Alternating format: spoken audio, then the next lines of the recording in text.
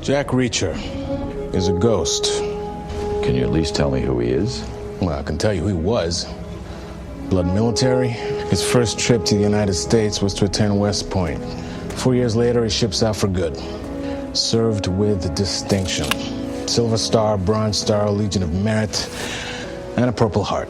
He spent the bulk of his service in the military police. By all accounts, a brilliant investigator. Apparently a troublemaker, too. Welcome to Now Playing Podcast's Jack Reacher Movie Retrospective Series.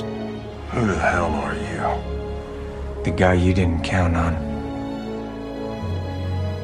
Hosted by Brock. A man this rare can always be of use.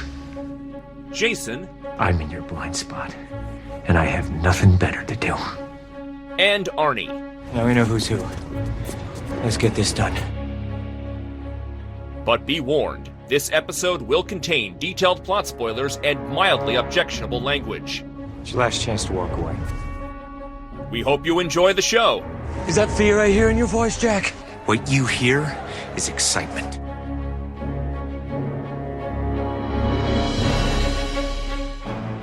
Today we're talking about Jack Reacher, starring Tom Cruise, Rosamund Pike, Richard Jenkins, Werner Herzog, David Oyelowo, Jai Courtney, and Robert Duvall. Directed by Christopher McQuarrie.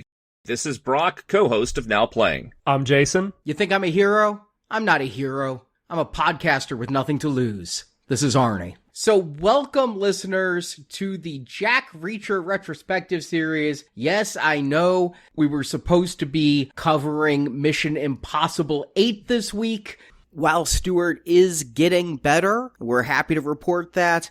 Unfortunately, he still is in the hospital. He's no longer in the ICU, but he's in that intermediate care. He's not in a regular room yet. You can follow us on social media for the up-to-date news on him. Reddit, Facebook, X, Patreon, wherever. We're keeping people informed as to the latest of his status, but we're still not going to do any of the shows he was going to be on without him. So I was thinking, what could we do instead of Mission Impossible that hopefully you listeners would be interested in? With Mission Impossible 8 being such a big film, I was thinking something Tom Cruise. We did all of his 80s films. And then I thought, well, he really only has 3 movies he's made sequels to. Top Gun, covered those. Mission Impossible, we're waiting for Stewart. And then Jack Reacher, which was Cruise's first team up with director Chris McQuarrie. Chris McQuarrie wrote Valkyrie, which Cruise did, but McQuarrie directed Jack Reacher and started a partnership that would continue on for a lot of films, including this weekend's Mission Impossible film. I don't think Tom Cruise has worked with one director as much as he's worked with Christopher McQuarrie. Christopher McQuarrie, I believe, and you guys spoke about this on the podcast series, that he was the first returning director to the Mission Impossible series. So it was a partnership that continues to bear great fruit for both of them, and they seem to be in the right headspace, and good to know it started here. Yeah, this really is the beginning of what I would say a beautiful friendship in Hollywood, a very lucrative friendship, starting with this film and then moving on to the Mission Impossible movies. And you're right, Brock, Cruise has not worked repeatedly with directors. He did a couple with Spielberg, and he's worked with some of the best directors. We've talked about it, Oliver Stone and Martin Scorsese. This one, how much did you guys know about McQuarrie coming into it? I mean, we've all seen Usual Suspects. Way of the Gun, are you guys fans? That's the only McQuarrie movie I haven't seen yet. I did not have time to watch it before this recording because, well, frankly, I have literally seen all of Tom Cruise's movies. I did the filmography project. I finished it quite a few years ago, and I just upkeep it. He was one of the first people I watched all of the films for, and to be honest with you, I only had like 6, because I happened to watch Tom Cruise movies. And since he's worked with Tom Cruise almost exclusively, I've seen all his movies by mistake. Kind of like David Yates, when if you watch all the Harry Potter movies, you pretty much have seen everything he's done. And I knew Christopher McQuarrie very well from Usual Suspects. I think I mentioned when we reviewed that movie, that was like the first commentary I ever listened to, which had Christopher McQuarrie and Bryan Singer both on it. And I kind of thought those two from that commentary were going to be like a power duo of McQuarrie always writing the stuff that Singer always directs, and it didn't go that way. And honestly, McQuarrie completely fell off my radar. You mentioned The Way of the Gun. That was his directorial debut in 2000, his follow-up to The Usual Suspects. He was still strutting large and had that cachet. And from everything I understand, that movie put him in cinema jail and the directing gulag. He was just not going to be allowed to do that again. And so it wasn't until he re-teamed with Bryan Singer on Valkyrie 8 years later that McQuarrie would get his next writing credit after The Way of the Gun. So, Brock, you haven't seen Way of the Gun. I haven't seen Way of the Gun. Jason, did you see Way of the Gun? Is it as bad as it seems? I'm not going to say it's as bad as it seems. I'll say a couple of things about it.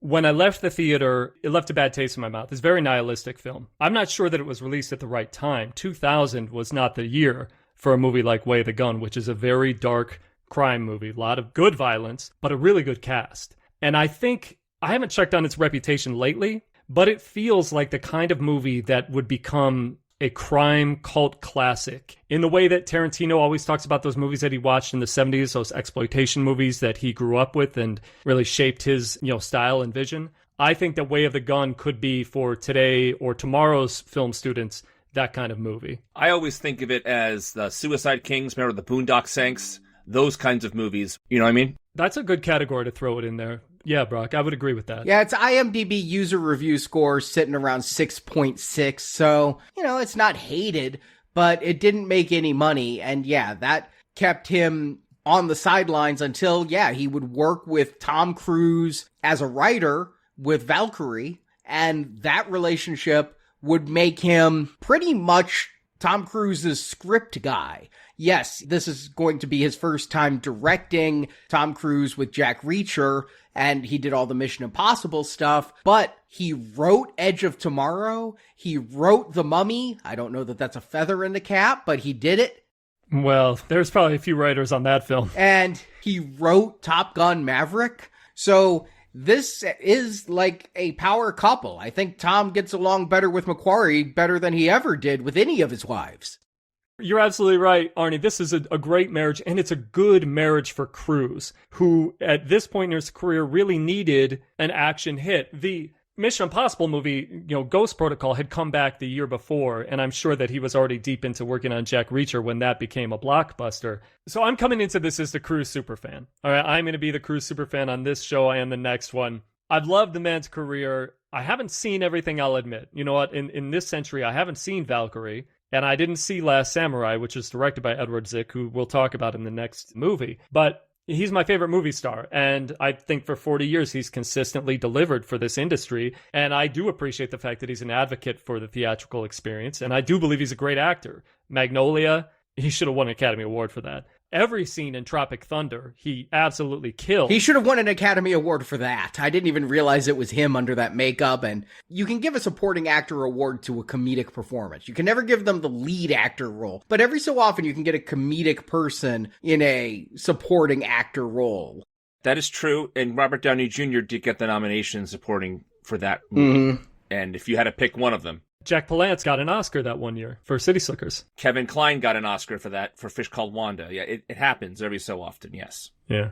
So anyway, when I say that Cruise is a great actor, it's because I believe him in his roles. And we're going to talk a lot about this Jack Reacher character. I think that Cruise embodies this character, even though he doesn't look anything like this Reacher in the books. I'll tell you, Cruise doesn't have the height or the build, but I believe we'll see in this film that there is an intimidation factor that he brings to this role that more than makes up for it. I disagree with what you just said, but we can talk about that later on. I also think that Tom Cruise has been a staple, like you said, in so many fun movies and so many good movies. And we've seen him try to stretch himself to various degrees of success over the years. Again, I've watched literally every movie he's ever been in because I enjoy his films so much. However, I do acknowledge sometimes he's not right for the roles he selects. When you're in Rain Man or you're in Top Gun or you're in even Eyes Wide Shut, if you get paired up with good directors, right? And if you get paired up in good roles that suit your movie persona, yeah, you're going to soar. And he has found an incredible track record of finding the right projects with the right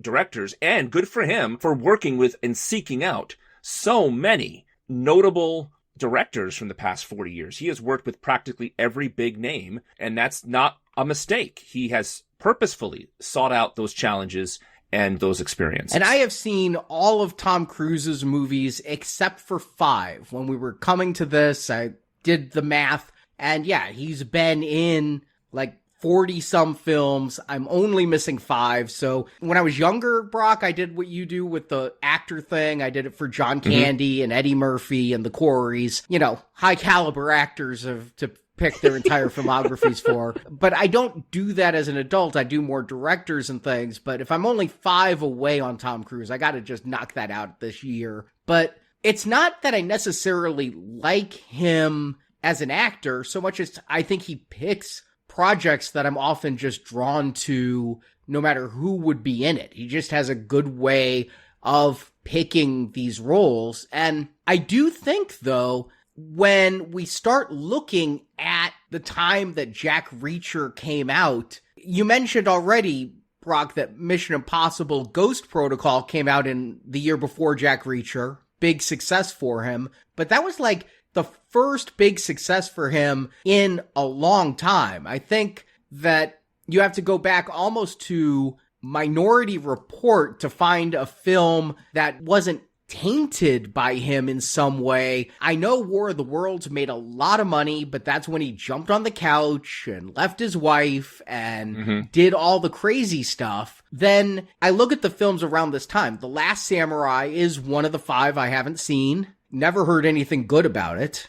That was actually one I had to go back and seek. Like one of the 5 or 6 that I had left over, that was that one, as well as Valkyrie, which came around this time too. And then Collateral, I feel like during this period of Cruise's life, including what we're going to talk about with Jack Reacher, he became kind of a generic character. When I look at Collateral and I look at Night and Day and I look at Jack Reacher, it feels to me like he's just being Tom Cruise in these movies and being a action-y guy, but not really pulling out a great performance, which I would say he did in Rain Man, Born on the 4th of July, Risky Business even. You know, I think he has stretched as an actor in the past. I felt like he was on cruise control. Oh my God, that's a bad pun I did not mean to make. But like it hasn't been done a million times the last 40 years. Yeah, right. I'm going to go back in there for a second. You said he's just being Tom Cruise. I think what I always say, actors never, like, Samuel Jackson doesn't do Samuel Jackson. I have no idea what Samuel Jackson is in real life, but he has that persona that he goes to a lot in his movies. There's this quality that he always brings to the roles. So Tom Cruise has this movie character guy that he does variations of in a lot of his movies. So I will agree with that assessment of his time around here. He does a lot of that kind of stuff. But don't forget, though, he also did Rock of Ages around this time, right? That didn't hit for me. Oh, God. I just rewatched Collateral, and Jamie Foxx practically steals the film from Tom Cruise. But, you know, the end of that movie is, you know, maybe one day we'll talk about it. But Tom Cruise in that movie was trying to go for something different, but he was playing it a lot of the same Cruisian notes, but he was trying to go to be a villain right there. So, like, he doesn't usually play those kind of guys. He usually plays the heroes, not the villains. And that was he was trying to do there. Like, he did Interview with the Vampire, more early Cruise there, but still, he was not well received as a villainous character, right? So, going into this kind of movie, this is an anti-hero. And I don't think Tom Cruise has played a lot of anti-heroes in his career. He plays the hero. He's tried to play the villain, but I don't think he plays any heroes. Well, you want to talk villain, and you and I need to get on that Collateral podcast together, because I totally bought Cruise in that movie, and I love Collateral. I think it's a fantastic movie. Good. There's one around this time. It's not Night and Day. Night and Day is Cruise persona, just him being Tom Cruise, and that picture didn't work at all. It's totally insane. Lions for Lambs. He did a supporting role in this Robert Redford movie. It's kind of a political thriller. I thought he was fantastic as this kind of slimy, bad guy politician guy. I don't think he leaves his office in the film. He's being interviewed, but I thought he was phenomenal. Because he can do this kind of slick, you know that I'm shady, but I'm trying to charm you, but it's a creepy kind of charm thing. Cruise can really do that and turn that on, and he does in that film. So I felt that movie was an attempt to get back in people's good graces, right? Because he had the whole falling out with America with the couch thing, and then Mission Impossible 3, although I love that movie, it didn't do as big. It's still the lowest grossing, yeah.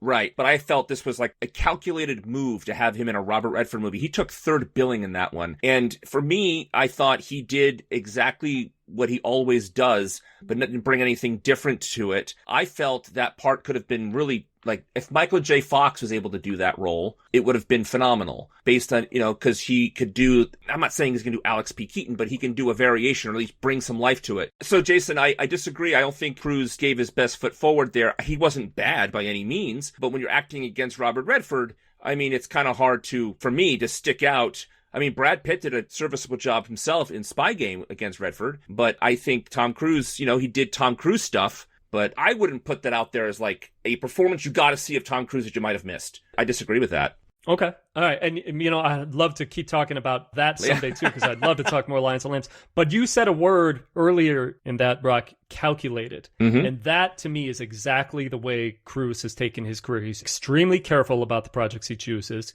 He is always in control of the projects that he chooses. And from my research, it was Cruise and his production team that found this Lee Child novel and started the whole journey to getting Jack Reacher to the screen. Yeah, that's what I had read. I did listen to the commentaries, plural, for Jack Reacher and looked into the making of this. And when this movie came out, I didn't even know Jack Reacher was a book series. I had never heard of Jack Reacher until the movie came out, but it's kind of one of those titles that had been in development hell since the late 90s, but Cruise got the rights in 2005, and then it took 7 years from then to even get this going. Were either of you aware of Jack Reacher before Tom Cruise?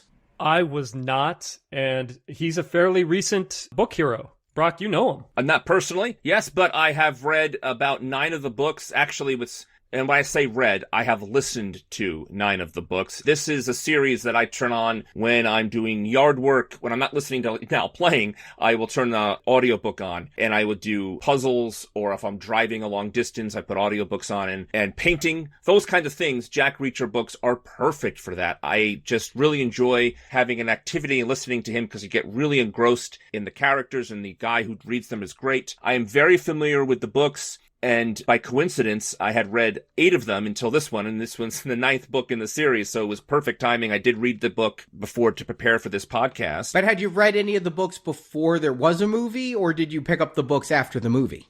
I picked up the book after the second Jack Reacher one because I was intrigued by the character enough to want to read more about the character. So no, I have no real knowledge of the character the first time I saw the movie. So all of us are coming into this the first time we saw Jack Reacher, because I guess we've all seen this movie before, we're saying.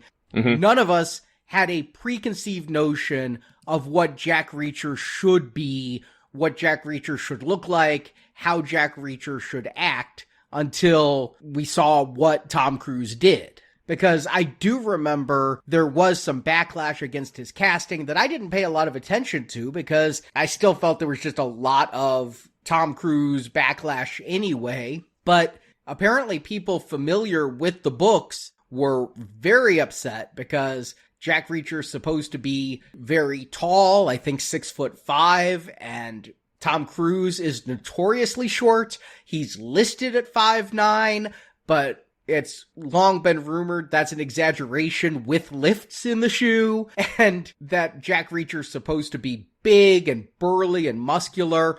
And from what I read, Dwayne Johnson himself is spreading the rumor he was up for the role of Jack Reacher, and people go, that's more what a Jack Reacher should be. Dwayne Johnson fits the physicality. I think they found the right actor for him in this Alan Ritchson, and maybe we could talk about that a little bit later when we wrap it up and talk about the Amazon series of Jack Reacher. So when did you guys see this first? I'd been interested in the film after the sequel came out, and so it was during COVID. It was honestly, I think, during our Tom Cruise retrospective series in 2020 when we were leading up to Top Gun Maverick, and that movie didn't come out, but I'd seen so much Tom Cruise, I was like, let me check out this Jack Reacher. I was actually in quarantine for a couple of weeks, and I just was downing movies like you wouldn't believe, just marathoning them while I was stuck in a bedroom alone with nobody coming near me. And so that's when I first saw Jack Reacher, 8 years after it was out, 4 years after the sequel. I saw it the year after it was released, so either we rented it or saw it on streaming. It was back in 2013. So however we were watching movies back then, we watched it then, my wife and I had only seen it the one time. I actually wrote a review of it on Letterboxd, and I have to say, I agree with myself. It's kind of nice. I didn't realize I wrote the review until after I watched the movie again. And I'm like, oh, okay, good. At least I'm consistent. But it's the only time I watched this movie was in 2013, before today. And I saw it in the theater. I saw it opening weekend, probably the Saturday after it dropped. And I didn't know anything about the Reacher character, but it was Cruise. And like I said, I was going to be there for it. I was aware of all the backlash, that he didn't look like the Reacher character. And we've been through this before with Interview with a Vampire. We're all old enough to remember that whole bit of business. Yeah, and Anne Rice did the same thing that Lee Child did, that they walked back their comments about Tom Cruise's performance, although in this situation, it's the other direction. But anyway, look, as a fan of books, characters are written in a certain way, and you're used to picturing them in your head. I remember the first time it happened to me was that movie Sahara with Matthew McConaughey and Steve Zahn. And I had read, I don't know, maybe 10 Dirk Pitt novels up to that point. And neither one of those people look like the characters in the book. And the movie did not really capture the magic of Dirk Pitt on screen. And I was extremely disappointed. And so in this situation, luckily the first time I saw this movie, I did not have to worry about that comparison, but I understand where people are coming from. When you are invested in a character for all of those years, you want to make sure that then when they're on screen finally, they're represented in a way that you can live with, if not agree with. So since you did read the book now for this review, what are your thoughts on the book before we get into the movie?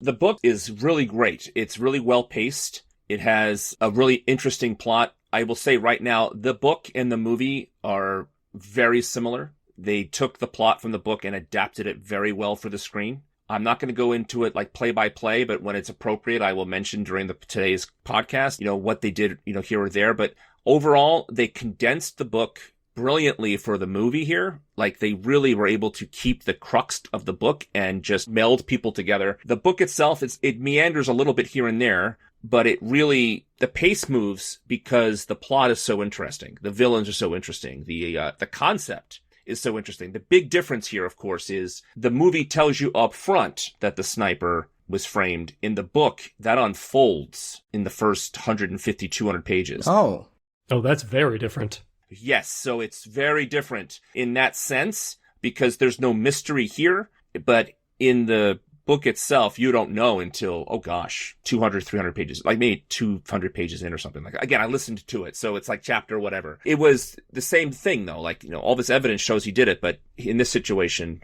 in the movie, which we'll talk about, you knew up front. Well, I'm looking forward to maybe having you explain a few things to me about this overarching plot that I don't think I got after 2 watchings. And even when watching it for this review, I found myself using that 15 seconds back many times to be like, what did they just say this person had relation to that person related to who? I did rewind and replay quite a bit of this movie to make sure that I could try to get all of the connective tissue, and I can't say I got it.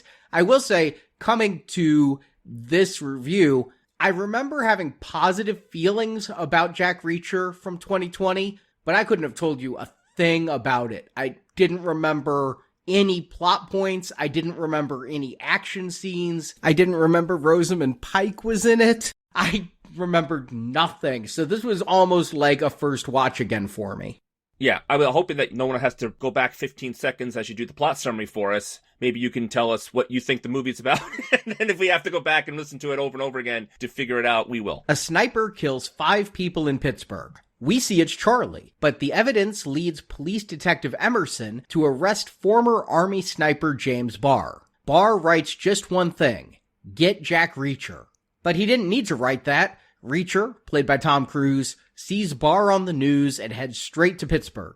By the time he arrives, Barr's in a coma, having been beaten up in jail. Reacher meets Barr's defense attorney Helen, played by Rosamund Pike, who happens to be the DA's daughter. But Jack isn't there to help Barr, he actually wants to make sure Barr pays. Years ago in Baghdad, Barr snapped and killed some contractors. The army covered it up because the victims were rapists, but Reacher warned Barr, "Do it again and I'll come for you." Helen convinces Jack to dig into the case, and Jack asks her to look into the victims while he checks out Barr. But something feels off. The shooting was too clean, and the vantage point isn't one a trained military sniper would use. The more Jack digs, the more he starts to doubt Barr pulled the trigger. Soon, Jack's being tailed. He takes out some goons in a bar brawl, and when one of them turns up dead, Jack's framed for the murder. He goes on the run and ends up at a shooting range in Ohio where he meets Martin Cash,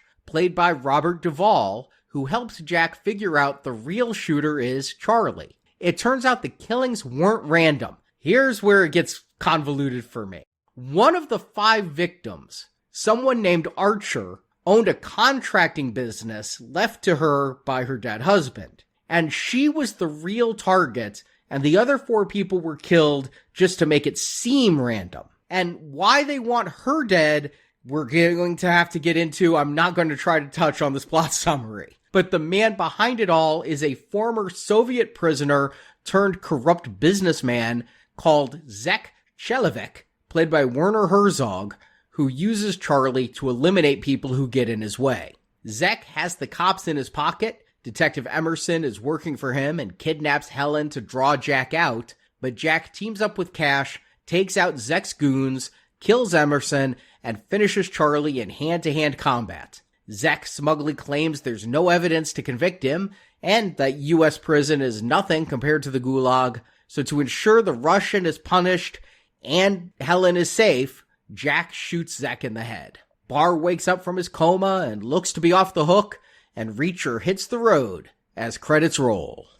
And as the credits unfold in this one, we notice this is the first big change from the book. Brock, the book takes place in Indianapolis, right? The book takes place in Indianapolis, correct? The shooting range that Arnie mentioned later on in the book in Ohio, it's in Kentucky, but they use Pittsburgh instead. Maybe they got good tax write-offs or something. I have no idea. It's also not in front of a sports stadium. This is in PNC Park where sporting events there, but it's in front of a DMV or something. So like it really does seem random. That's a big difference. And again, I mentioned earlier, the beginning of the book is the sniper shooting the people, but you have no idea it isn't James Barr. But the movie here completely, I mean, if you couldn't figure it out, you know, you see the guy's face, but they don't show you James Barr's face at all until the last minute, right? So you can clearly see it's different. But again, most of the plot points here are the same as in the book. So there's really not much, you know, the differences are understandable in the adaptation. I do happen to love the Pittsburgh setting. I do want to say that. I think they do a fantastic job location shooting in this movie. It really kind of brings the world to life. It feels like a lived-in city, and so much better than if they'd done this on sets or if they'd done this on real recognizable landmarks all the time. Yeah, and they really did film in Pittsburgh. They did a lot of on-location, behind-the-scenes stuff. At the end of the commentary, Tom Cruise gives a shout out to Pittsburgh and thanks them for their hospitality and all that. And it is visually a really interesting city. And I'll say off the bat, I've never seen The Way of the Gun. Maybe I should, because I think right up top, visually and audio, Christopher McQuarrie is bringing his A game. This overall is a film that looks great a lot of the time. There's a couple magnificent shots I'll call out, but just these openings with the cityscapes, the helicopter shots. I do believe this was before drone footage was good enough to use in a film. So they got a chopper, filmed the city,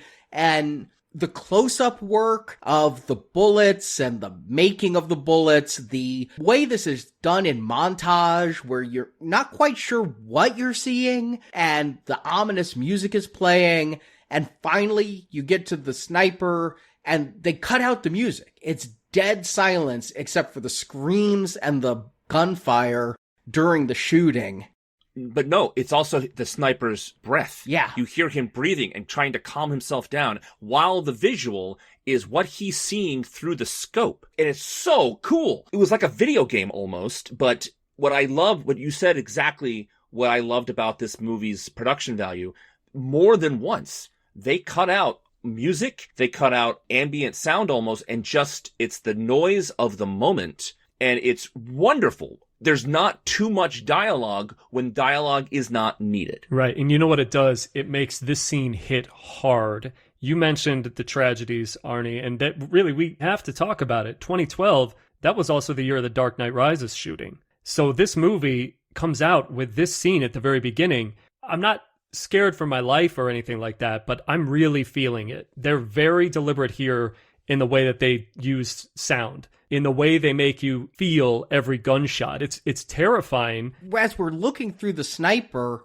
there's all these people there, and it really does feel random, and he targets a little girl even for a moment, which again, right after Sandy Hook, so just unfortunate. But he moves away from that. He doesn't seem to be picking anybody out in this. We're going to find out later there was one specific target.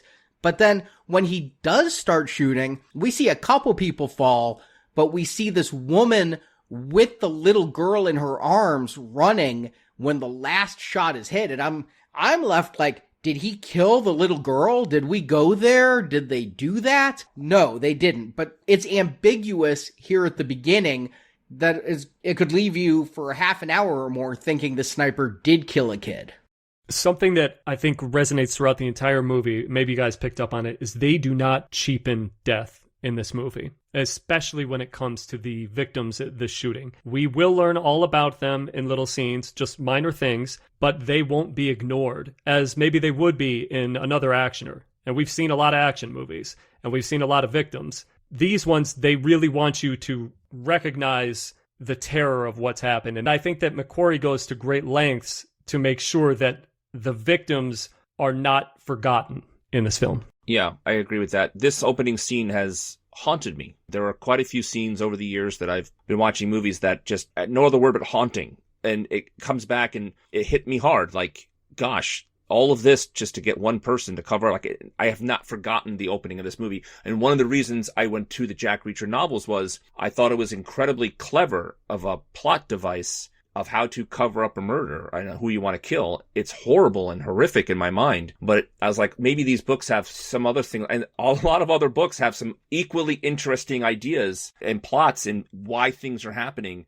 Tom Clancy used to do this, be able to do the same thing in his books. Like, seemingly random or things happen, but they're not random at all, and there's reasons behind it. This is one of the two things that have stuck with me from this movie since I saw it, and every once in a while I still think about this scene. And if when I see shooters on the news, I always think, well, was it completely random or was one person that, like, I always think about this scene. Right, it gets you thinking in conspiracies. Exactly. I am curious who wrote what, because when Tom Cruise got the rights to this, he did hire in 2005 Josh Olson to write this, and the only thing I've seen of his was that David Cronenberg film, A History of Violence, which I thought was very good, but I don't know him from anything else, and he probably have just come off A History of Violence when he would be hired for Jack Reacher. When they got McQuarrie was hired to direct and rewrite the script, but his is the only credited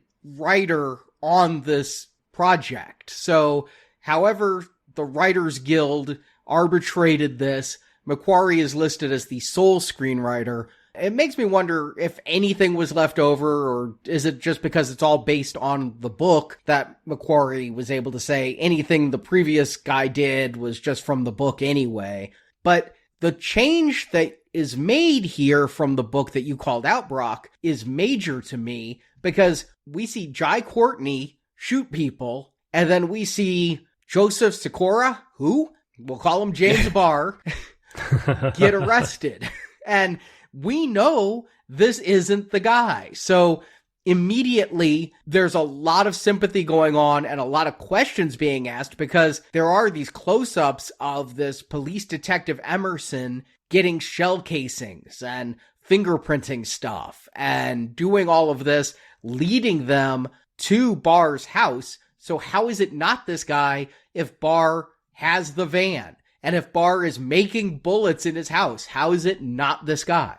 Well, you've seen Minority Report. We've all seen Minority Report. It's the orgy of evidence. I mean, they go out of their way to show the coin going into the meter in the opening also, which is the key to the whole thing in the book. Jack figures the whole thing out because that coin thing pissed him off. You know, I'm going to ding it real quick. Jai Courtney goes out there to commit these murders wearing sunglasses with a sniper rifle. That's not the way you do it. You could get unintended reflections. Well, he's already picked a bad spot where the sun's in his eyes. He has to have the sunglasses because the sun's in his eyes. He's obviously not as adept as Barr is because Barr knows exactly where you place the van. The same thing Jack Reacher is going to figure out.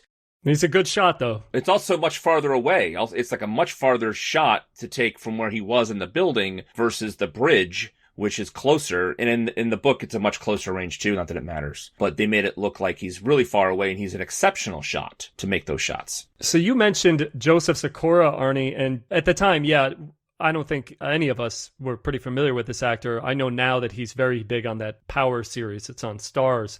But we meet him. He's immediately getting pressure from the cops. They want a confession because the DA behind him is going to make sure that he gets the chair. Yeah, and the DA there is Alex Roden, who's an older gentleman, played by Richard Jenkins, who has been in everything. This guy's just a character actor.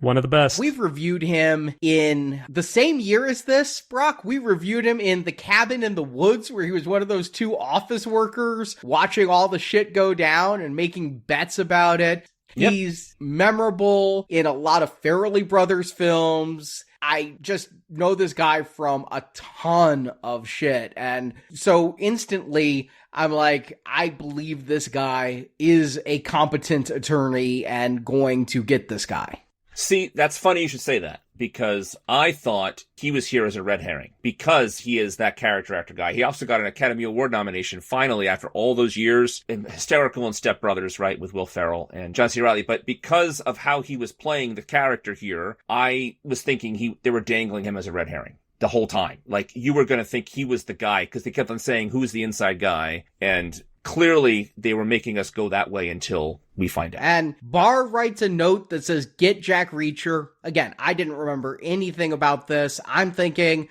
old military buddy. I'm in a jam. Who am I going to call? Jack Reacher. I need Jack Reacher to help me out because I know I didn't do this. It's the exact opposite way. We're going to find out he wants Jack Reacher to come and kill him.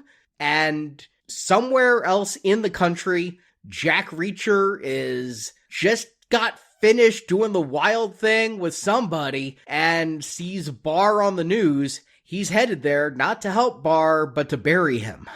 And while he's headed there, we get the little discussion between the DA and the cops talking about who he is, the long, mysterious introduction of the Jack Reacher while he's on his way. Goes to the Goodwill to change his clothes. This movie is economical with the montages up front, with the detective stuff, and then now again with Jack Reacher, all these character bits like the Goodwill stuff and the him going across the country and giving the data dump of who he is. The movie really, it's very economical and very smart in how it does and gets him there as quickly as possible to get the plot moving. So bravo for all of them to figuring out a way just to get to point A to point B as quickly as possible without it seeming so freaking obvious. Yeah, because we're 10 minutes into the movie. All the players are on the board. I do have to ask, is Reacher, like, super sexy in the books? Do all the women want him in the books? Because here we do see Tom Cruise with some woman putting her top on, and then he goes to the Goodwill, and two ladies at Goodwill are flirting with him. Like, the checkout lady is making eyes with him, but then the woman behind the checkout lady, like, does a long stare at Reacher as he leaves. And then even, like, this middle-aged woman at Western Union does, like, the Groucho Marx eyebrow lift at Reacher. I'm like, is this guy just walking female Viagra? Every woman is ready to throw their panties across the room for him.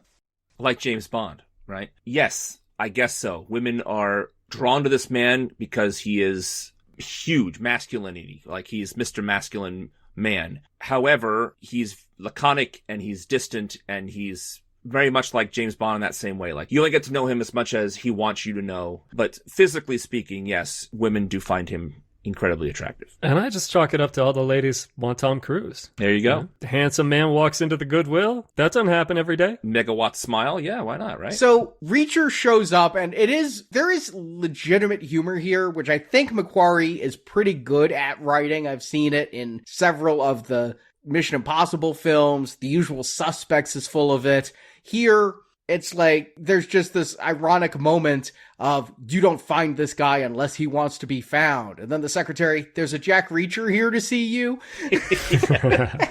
Yeah, it's great. So we have to have a conversation now. In this scene when he was talking to Emerson and the DA and Rosamund Pike, it hit me for the first time. I know I've watched the TV show now. I'm reading the books now. But look, Tom Cruise is not a tall person. And he, in this scene with Emerson and Richard Jenkins and Rosamund Pike, everyone's the same height. Like, everyone's there. And so I'm sitting here watching the movie, and that scene comes on, and David Oyelowo has that line, weird meeting you, really funny line, right? And my wife's in the room at the moment, I'm watching it, she's like, wow, why is everyone so short in the scene? I'm like, it really hit me for the first time here. When we talk about the bar fight in a minute, it becomes completely apparent. I understand the man's short, you can't do anything about that. But when you notice it when he's not even in an action scene, because everyone around him is tiny or an inch taller than he is, it really takes you out of it a little bit, because the one thing that he is portraying in his line readings, in his persona, and everything else is,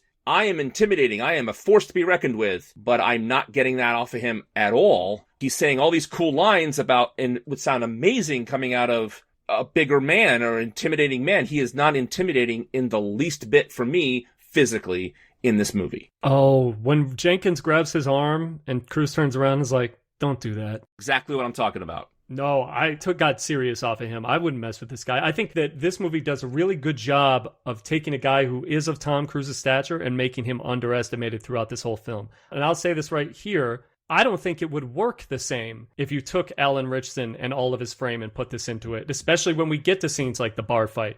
This movie wouldn't have worked if you put Alan Ritchson, somebody of his size, in there. Nobody is going to mess with him. People mess with Cruise because they don't see him coming. I think Cruise's performance here works really well in that I think he comes off as tough without needing to be showy about it. And the comparative I had with this was Patrick Swayze in Roadhouse. Mm-hmm. Patrick Swayze in Roadhouse, he was jacked, don't get me wrong. And Patrick Swayze was a very fit, muscular man, but he didn't need to carry himself like that. He didn't need to give the knockout punch. He just needed to get you to stop attacking him. The whole be nice speech and all of that from Roadhouse. Right. That's what I was getting off of Tom Cruise here, was steely, is confident. Is that, no, he's not intimidating those people around him. He doesn't need to intimidate those people around him because he knows he could mess all of them up really easily, and so he doesn't have to flex it. Okay, I'm understanding what you guys are saying. There's 5 guys at the bar because he's supposed to be big, right? Not just because they're trying to take down this little guy. But I'm getting a lot of the abilities of Jack Reacher here. I think Tom Cruise is really good in the detective aspects of things. And when Reacher is underestimated in the books and in the TV show, people don't expect this giant to be such a good critical thinker, right? Or have such a big heart. They think this guy is a meathead. And that's the difference. Here, it's different because you can see how smart he is, but you underestimate him in his physical abilities. Right, it's the reverse. You underestimate him for being smart in the books. Here, he's being underestimated for being a guy who can beat ass. Correct. But we know he's tough because in the montage at the beginning, we get all of these scenes. It's almost like a Rambo movie of Tom Cruise getting dressed piece by piece. And we're getting all these shots of like the scarring on his back and on his chest and things. So we know he's seen some action here. The other thing I'll say is I think Tom Cruise does very well going up against Rosamund Pike as Helen, the defense attorney, as far as performance goes, because I completely forgot Rosamund Pike was in this movie, but I've liked her so much ever since Gone Girl. I completely forgot she started off as a Bond woman in Die Another Day. Yeah. And I forgot she was with The Rock in Doom when I was looking her up to see what we reviewed her in. That's okay. We'll forgive that one, but Miranda Frost in Die Another Day, that's the first time I ever saw her. I'm like, who is this woman? I'm pretty sure that's the first time anybody ever saw her in the States, at least. I agree. It's like Catherine Zeta-Jones and Zorro. You're like, who is this person? Right. Yeah, right? It was like amazing. And yes, Gone Girl, she's incredible. And she's had an amazing career since Miranda Frost, for sure. Oh my God, she's so good in I Care a Lot. Even though I didn't care a lot about that movie, she was great. Yeah. Saltburn, I mean, that movie just enthralled me anyway, but she was so great in it. But I'll always go to Gone Girl as just an amazing freaking performance and respect the hell out of her acting chops. And I'm so glad that for we'll call it the babe of the movie, they got somebody who could really act instead of just going, both Rosamund Pike and Denise Richards were Bond babes for the same Pierce Brosnan. So theoretically, you could have either one in this movie. I'm glad they went with a Rosamund Pike and not a Denise Richards.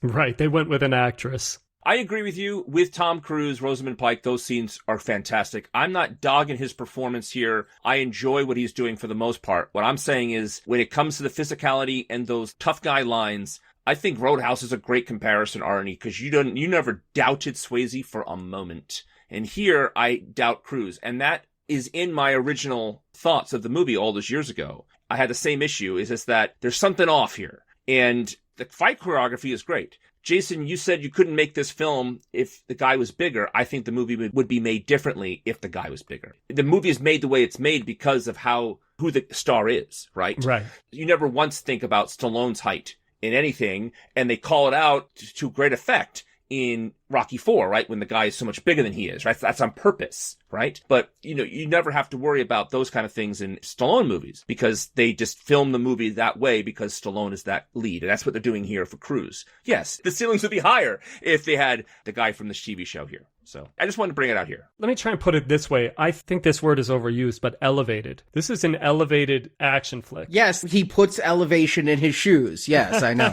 Yes. What I mean is, you could stick Jason Statham in this role or Alan Ritchson in this role, and while you wouldn't have gotten McQuarrie, what you would have gotten was just a regular action director. And what we would have gotten is a regular action flick where Alan Ritchson goes around, he'll solve the case, and there will be a whole lot of fighting. And I think with McQuarrie here, we get a layered story. And with Cruise in the lead, we get a real actor. And Arnie, I'll back you up, and I'll back you up, Brock, on the scenes with Rosamund Pike. I think they're fantastic. If we're to keep going with the movie, the first time that they meet, they have a seat at this diner together and they have a back and forth about whether or not they believe Barr should go to the chair for this and what Cruise can bring to this investigation. And he does give the backstory on Barr, which we do see acted out in flashbacks so that it's not just words, that Barr was a sniper in the Gulf War and shot, I think they said,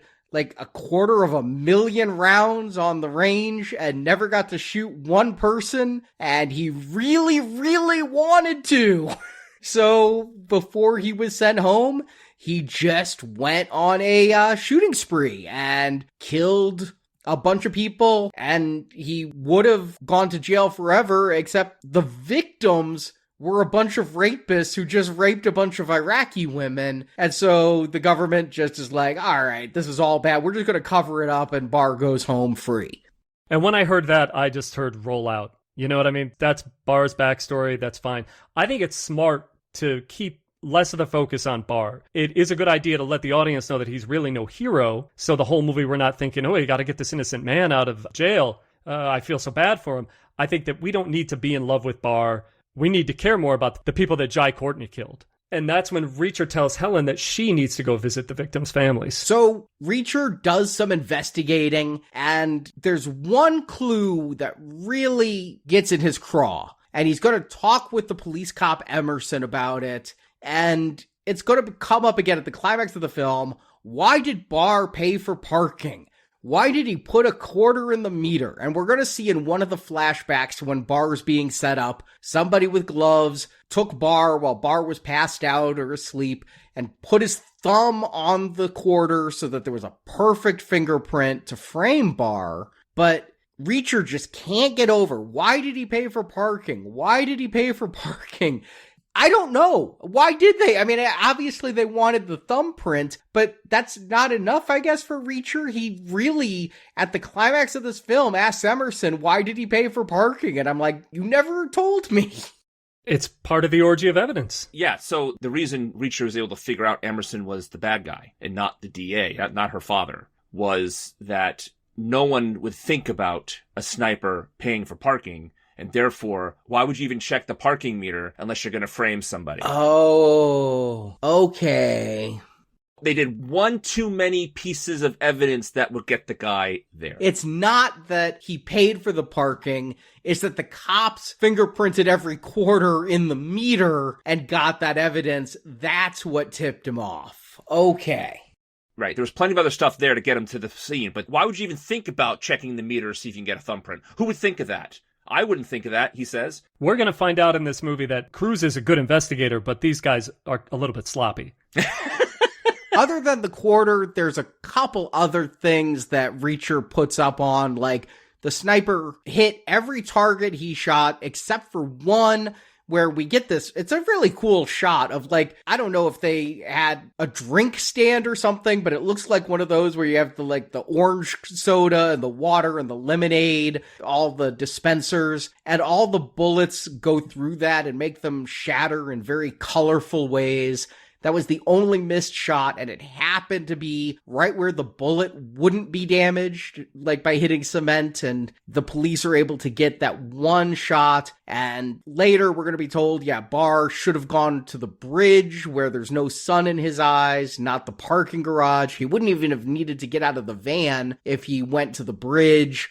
So there's a lot of intelligence in Jack Reacher that I didn't necessarily expect, because what I expected was a Mission Impossible clone, which is a lot of stunts, then some planning in between the stunts. And this is a lot more deduction, Sherlock Holmes type stuff than I expected.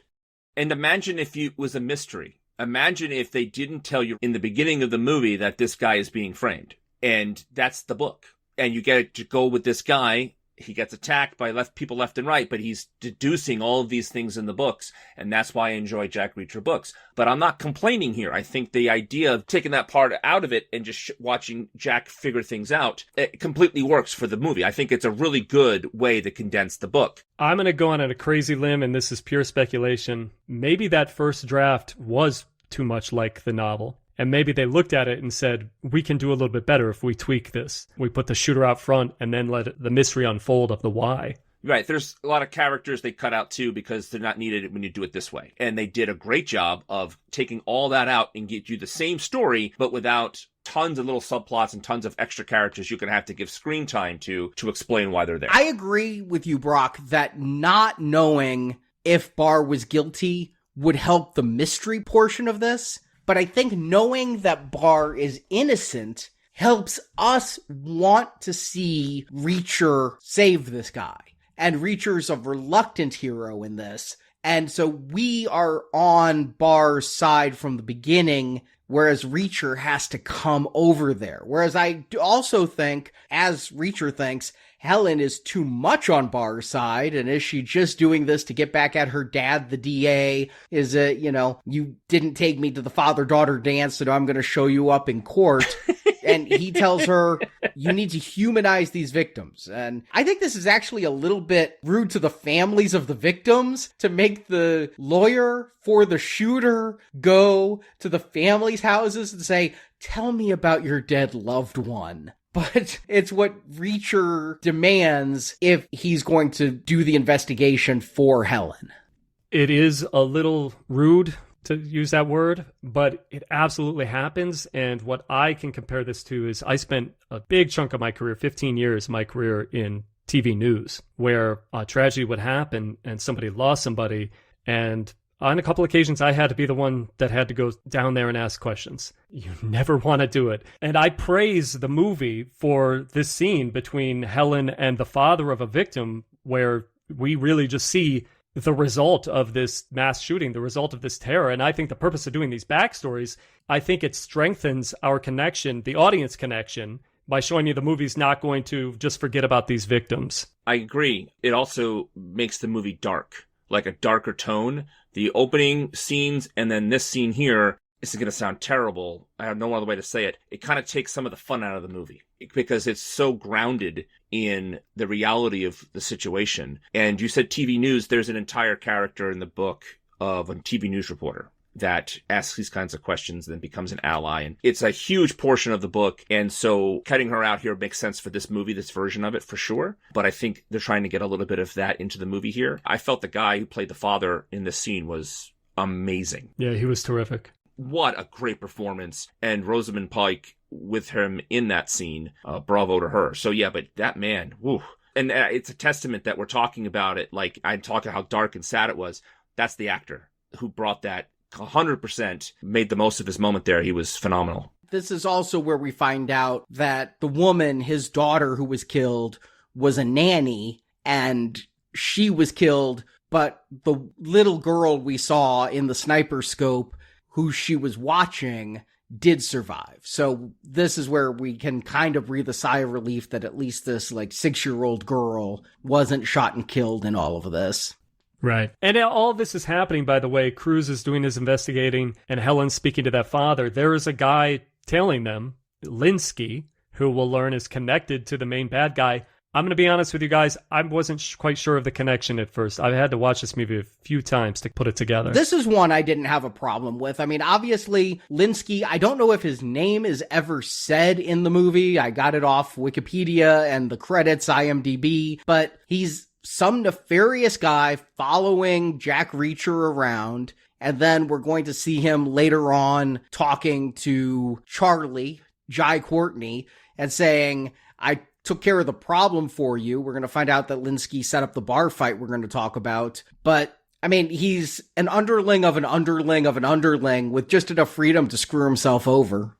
I think his purpose here is that he brings us to the big bad. That's what it is. And that's all there is to it. Like, he's the guy following him. It would be helpful to understand that he is the key for Jack Reacher to figure out that there's somebody up, either the DA or Emerson are the ones feeding the bad guys information, because this guy seems to be tailing Jack since he got there, right? So all of that could have been clearer. However, his role here is just to prove how bad the bad guys are and help us find that Jai Courtney's working with, he's the Darth Vader to the Emperor, basically. We've got to meet the Emperor. And he's our means to get there. That's all it is to it. It's all we need to know about this guy. It would have been helpful if he showed up in this bar scene, because this is a big scene in the movie. This scene was in all the trailers.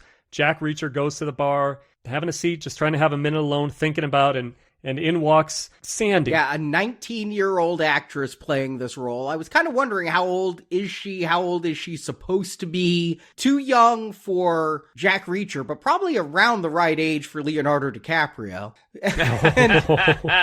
Well, there goes our guest spot with Leo on one of our shows. When I was reading the book, when I was listening to the book, I was picturing Julia Gardner from Ozark as this role. But here she looks younger, and she looks very young. And I kind of like that she was so young and Cruz was not. And it kind of played really creepy. I think it was great. I love the way he just keeps trying to batter away with put-downs and one-liners, and the cheapest woman tends to be the one you pay for. I'm surprised he didn't call her the neighborhood bicycle. Everyone's had a ride. When she asks him his name, one of the running jokes of this movie is he'll always give a alias that's a second baseman for I think the Yankees in various points in history. Like later on, it's going to be somebody from the 20s. Here he's saying he's Jimmy Reese. And so we're supposed to see her reaction to that. I do like the line, though, when Sandy is getting mad and calling over the guys to beat up Reacher. She goes, "I'm not a hooker." And Reacher goes, "No, a hooker would get the joke." She inferred hooker, but I meant slut. By the way, Jimmy Reese hit .346 in 1930 for the Yanks, Brock. Yeah, I didn't know that. I knew he was a Yankees player. Throughout this book, he does this. He did different second basemen and things like that. In other novels, he does like vice presidents or secretaries of the interior. It's a kind of a running gag with him. He always uses aliases and these obscure people no one really knows. And it's kind of fun that they call it back here with Duvall figuring out later on in the movie. So over walks Jeb and his crew. You recognize Jeb, Arnie? He looked a little bit familiar to me, but I didn't look him up. Who is he? He's William Stryker from Days of Future Past and X-Men Apocalypse. Oh, okay. He wasn't that big of a role in those movies, but that explains why the face is like, I might have gone to high school with that guy. That was kind of the reaction I had when I saw him on screen. Well, yeah, he put on a few more pounds of muscle for playing Stryker. Maybe he felt bad about getting his ass beat down here. This fight, one thing I like, they called it out, is that Jack Reacher always gives people the chance to walk away before he beats them up. He's like, you don't have to do this. And again, there's just a lot of funny lines here. You know, you think all the time. He's very fast talking as they go out for this fight. And then the way he talks about it, it's going to be 3 against 1. The last 2 guys always run. I love that. Yeah, it's fun. He doesn't have to knock out the guys. He's just going to disable them and be like, okay, now you can stop attacking me, but they don't. They just keep coming back and he knocks them all down. I wouldn't call this necessarily a adrenaline picture, but this is a good fight, well choreographed, well filmed. He's got a guy up and he's beating the hell out of the guy after he's already kicked him in the balls. And these 2 guys are looking at him like they want to come at him. And he's like, really? And then he throws another punch at this guy. He's like, look at what I'm doing. I'm like beating your dude. I really enjoyed the scene. It's right out of the book. All the lines are right out of the book. But most importantly, it doesn't matter it's out of the book. It plays so well here. And the fight choreography completely works. Cruise more than handles himself against these guys. And here's the fun that a lot of this movie is missing. This scene has a lot of that fun. Later on, too, when he's in the house and there's a fight later on, there's also fun there, too. It just a lot of chances and movies take that are too silly and they go for jokes too many times. Here, there's in a movie that desperately needs a little bit of more humor or lighthearted moments that would feel weird, but how do you work it in this kind of scene where he's beating the crap out of people and just questioning, why do I have to keep doing this? That's humorous. That's the kind of humor this movie really could have used a little bit more of to get us to like this guy a little bit more as well. There's a big problem because the movie's so dark a lot of the times and what's going on is so thematically heavy. And the reason Jack Reacher is here and now he's trying to solve this thing with this woman, blah, blah, blah.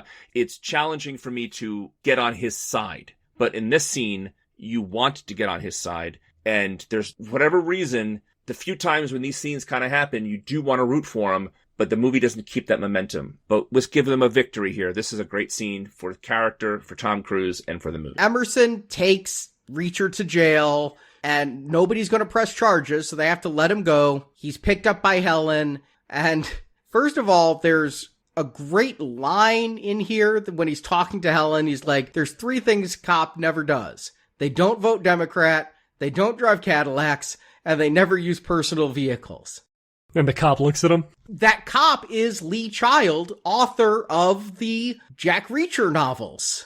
I didn't know that was his cameo. Okay. Yeah, he got a little cameo there, and he just kind of looks up at Jack Reacher and shrugs. I don't know if the shrug is, well, yeah, you're the guy they cast. You're not what I had in mind, but okay.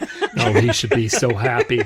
He was happy. He should be happy. Cruise put this character in those books on the map. On the bonus features that came out with the movie, he's highly complimentary and saying, nobody could actually be the fictitious character I wrote, so you have to do something different, and Tom Cruise is amazing, blah, blah, blah. But this is a cameo for Lee Child in this moment. I don't think he says a single word. He just gives Reacher his toothbrush, and they go.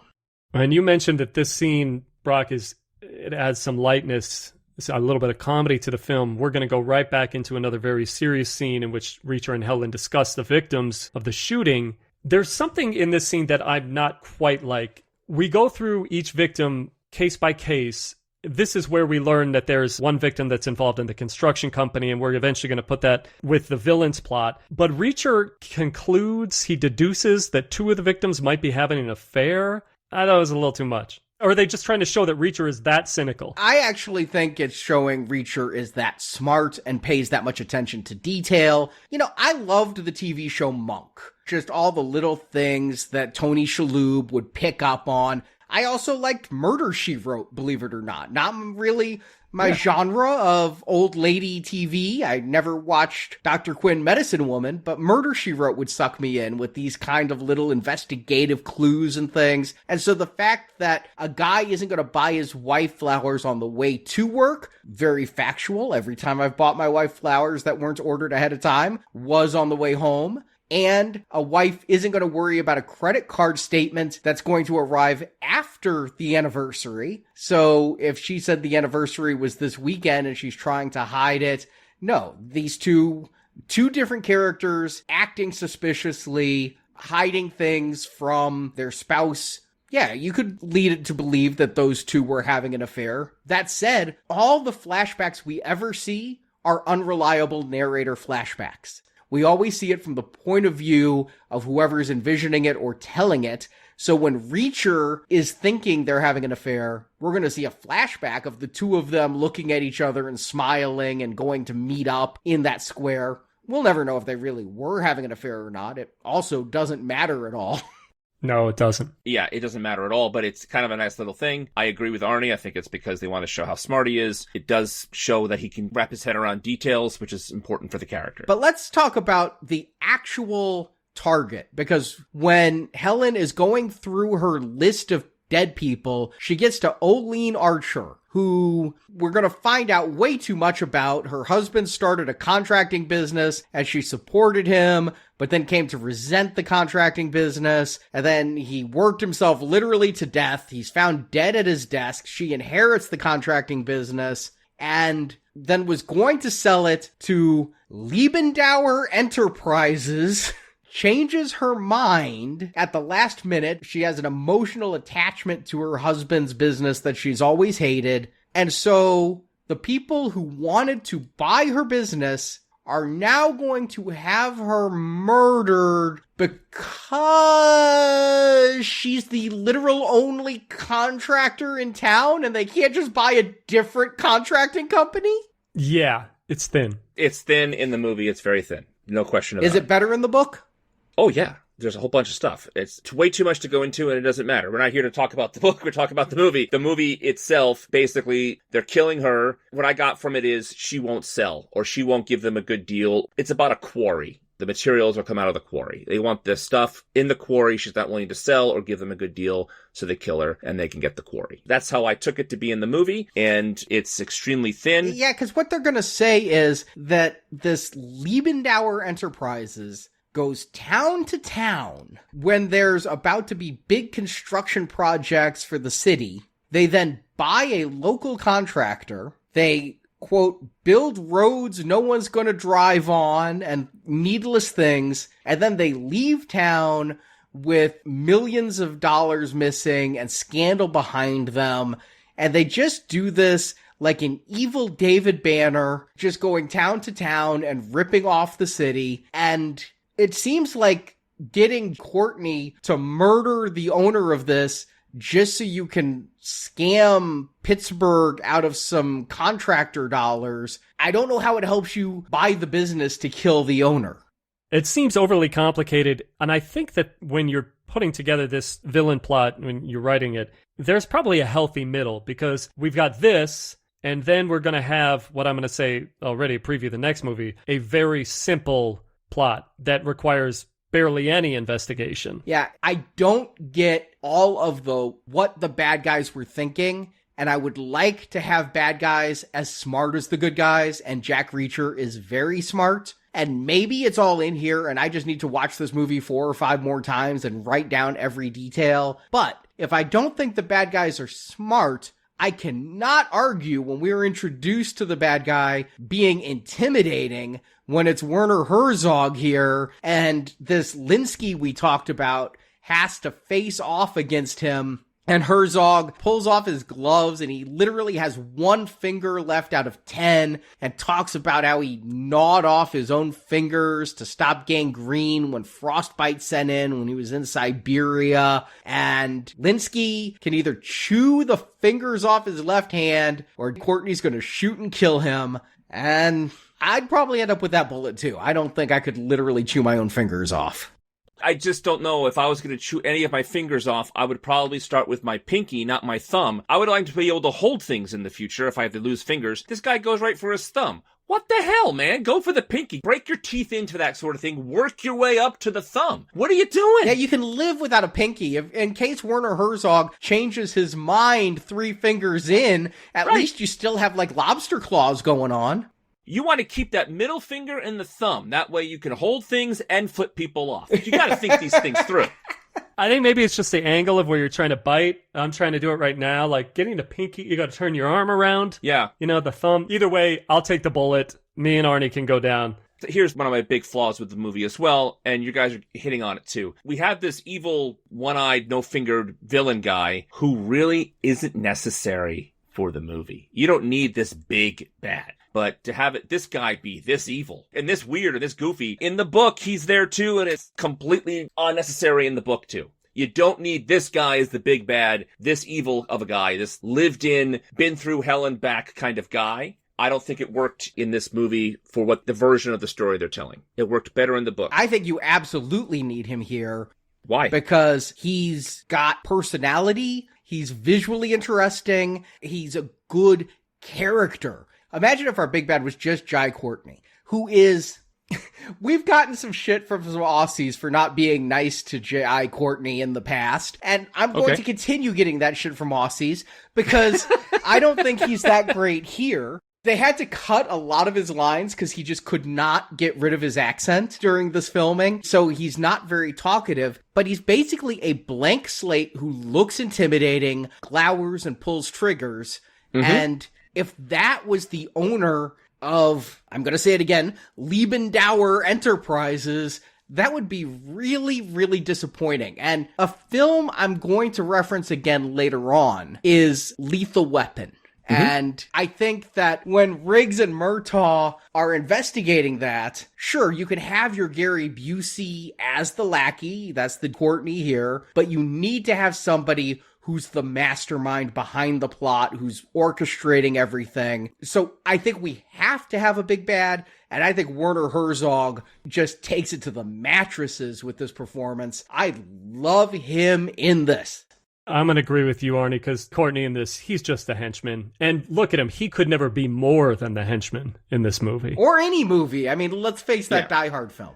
It only got worse for him from here. Die Hard and Terminator. Look, I'm not disagreeing with you that you need a big bag and Jai Courtney is not the big bad. What I'm saying is you don't need this guy, this kind of over-the-top kind of Bond villain guy doing this plot. Yes, Werner Herzog is great here. Yes, his character is interesting and different. He just seems like he's from a different movie. He does feel like a Bond villain. That's what I'll say. And this is not feeling like a Bond movie to me because we've only had one fight so far. You know, we're going to get a car chase, which is a Bond hallmark a little later on. But at this point, this is feeling more cerebral. And so to bring in Goldfinger or No Finger here is a bit out of the blue. There you go. That's what I'm trying to say. I got it, you guys. I think it's right in our faces. This scene in particular when we meet him, where Linsky is like, I don't want to see your face, but he knows who he is. And then later on at the end of the movie, when Helen gives a little speech about, you know, he's the thing under the bed, this is Kaiser Sose. This is the urban legend villain. And I think absolutely that McQuarrie was probably going for that because there are a lot of noir elements to this film. It doesn't play that way because we think of it as a Tom Cruise vehicle. But I see a lot of noir in here too. And again, you may not need him, but if you can do this, definitely do this because it's really pulling me in a movie that's going to get more convoluted because we're going to find out that Linsky, to cover up his own mess with the bar fight, killed Jeb, who is the lead guy in the bar fight. And now we're going to have Jack investigating something that's personal to him, which is nice. Jack wants to know why are people out to get me and things. But it feels like Jack now is going on this A to B to C to D investigation where Sandy leads to Jeb's house and Jeb's house leads to these other guys, and these other guys then lead to Charlie and Vlad, and it's a lot of rigmarole for what I think is very little payoff to get Reacher to the bad guy who's involved in the other thing. You know, it's like if Charlie and Linsky had just left Reacher alone, Reacher never would have figured out it was them. Right. They did this a lot to themselves. We already know who did it. It was Jai Courtney. We already met Herzog. But I'm still engaged because I'm still trying to figure out why this happened and how Reacher is going to navigate all these obstacles. And the first thing he does is go looking for Sandy. Instead, he runs into this chump Gary at the auto parts store. And Gary's got a punchable face. And I wish that Reacher had hit him. But Reacher confronts Sandy, ends up getting Jeb's car because nobody's seen Jeb. Yeah, when he goes to see Sandy, he's asking Helen, what is the auto store in town? And I expected this to be like a product placement. It's AutoZone, right? I mean, that would be the place. O'Reilly? Yeah, exactly. Instead, it's Default, which on the one hand, it's a pun. It's your default destination. But on the other hand, I don't want faulty auto parts. I don't want, the auto parts that are going to default on me.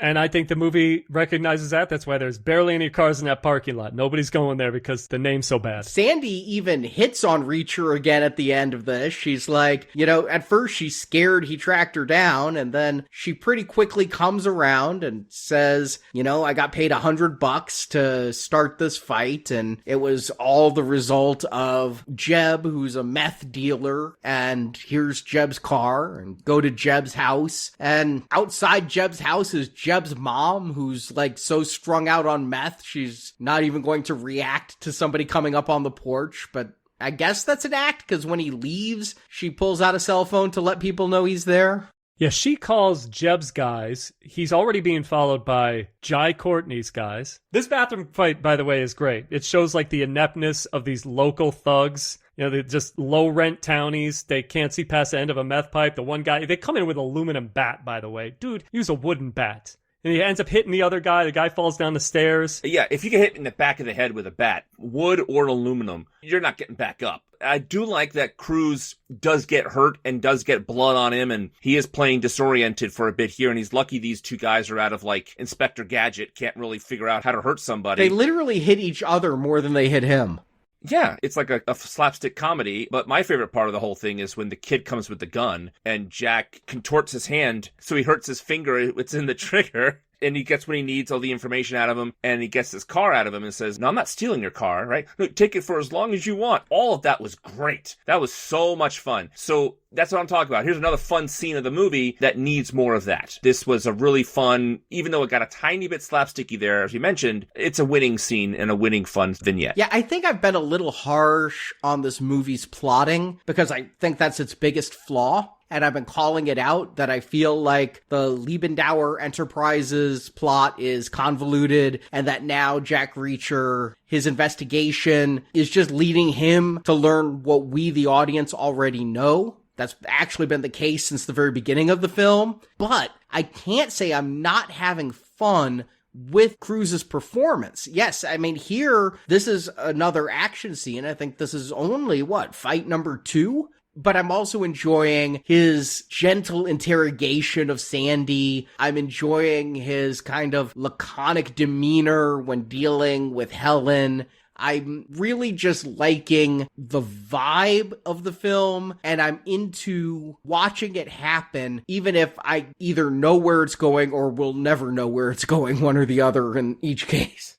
Well, I'm glad that you said that, Arnie, because we are 1 hour into the movie at this point, and we still have an hour to go. And at this point, we know who did it. We're starting to understand why, and we just want to see Reacher get whatever evidence that he needs to clear Barr. And it starts with him taking this car, the red and black Chevelle, this badass car. Yeah, that's actually going to incriminate him a little bit because Charlie, the Jai Courtney character, is going to frame Reacher for murder. He's going to go see Sandy and say, oh, I just moved in around the way. And then Charlie's goon, Vlad, I don't think Vlad is ever said in the movie, but I, again, looked it in the credits. But Charlie and Vlad, they're going to kill Sandy, drop Sandy's body at Reacher's hotel. And so when Reacher drives that car back to his hotel, there's Emerson and a whole bunch of cops waiting for Reacher to arrest him for murder.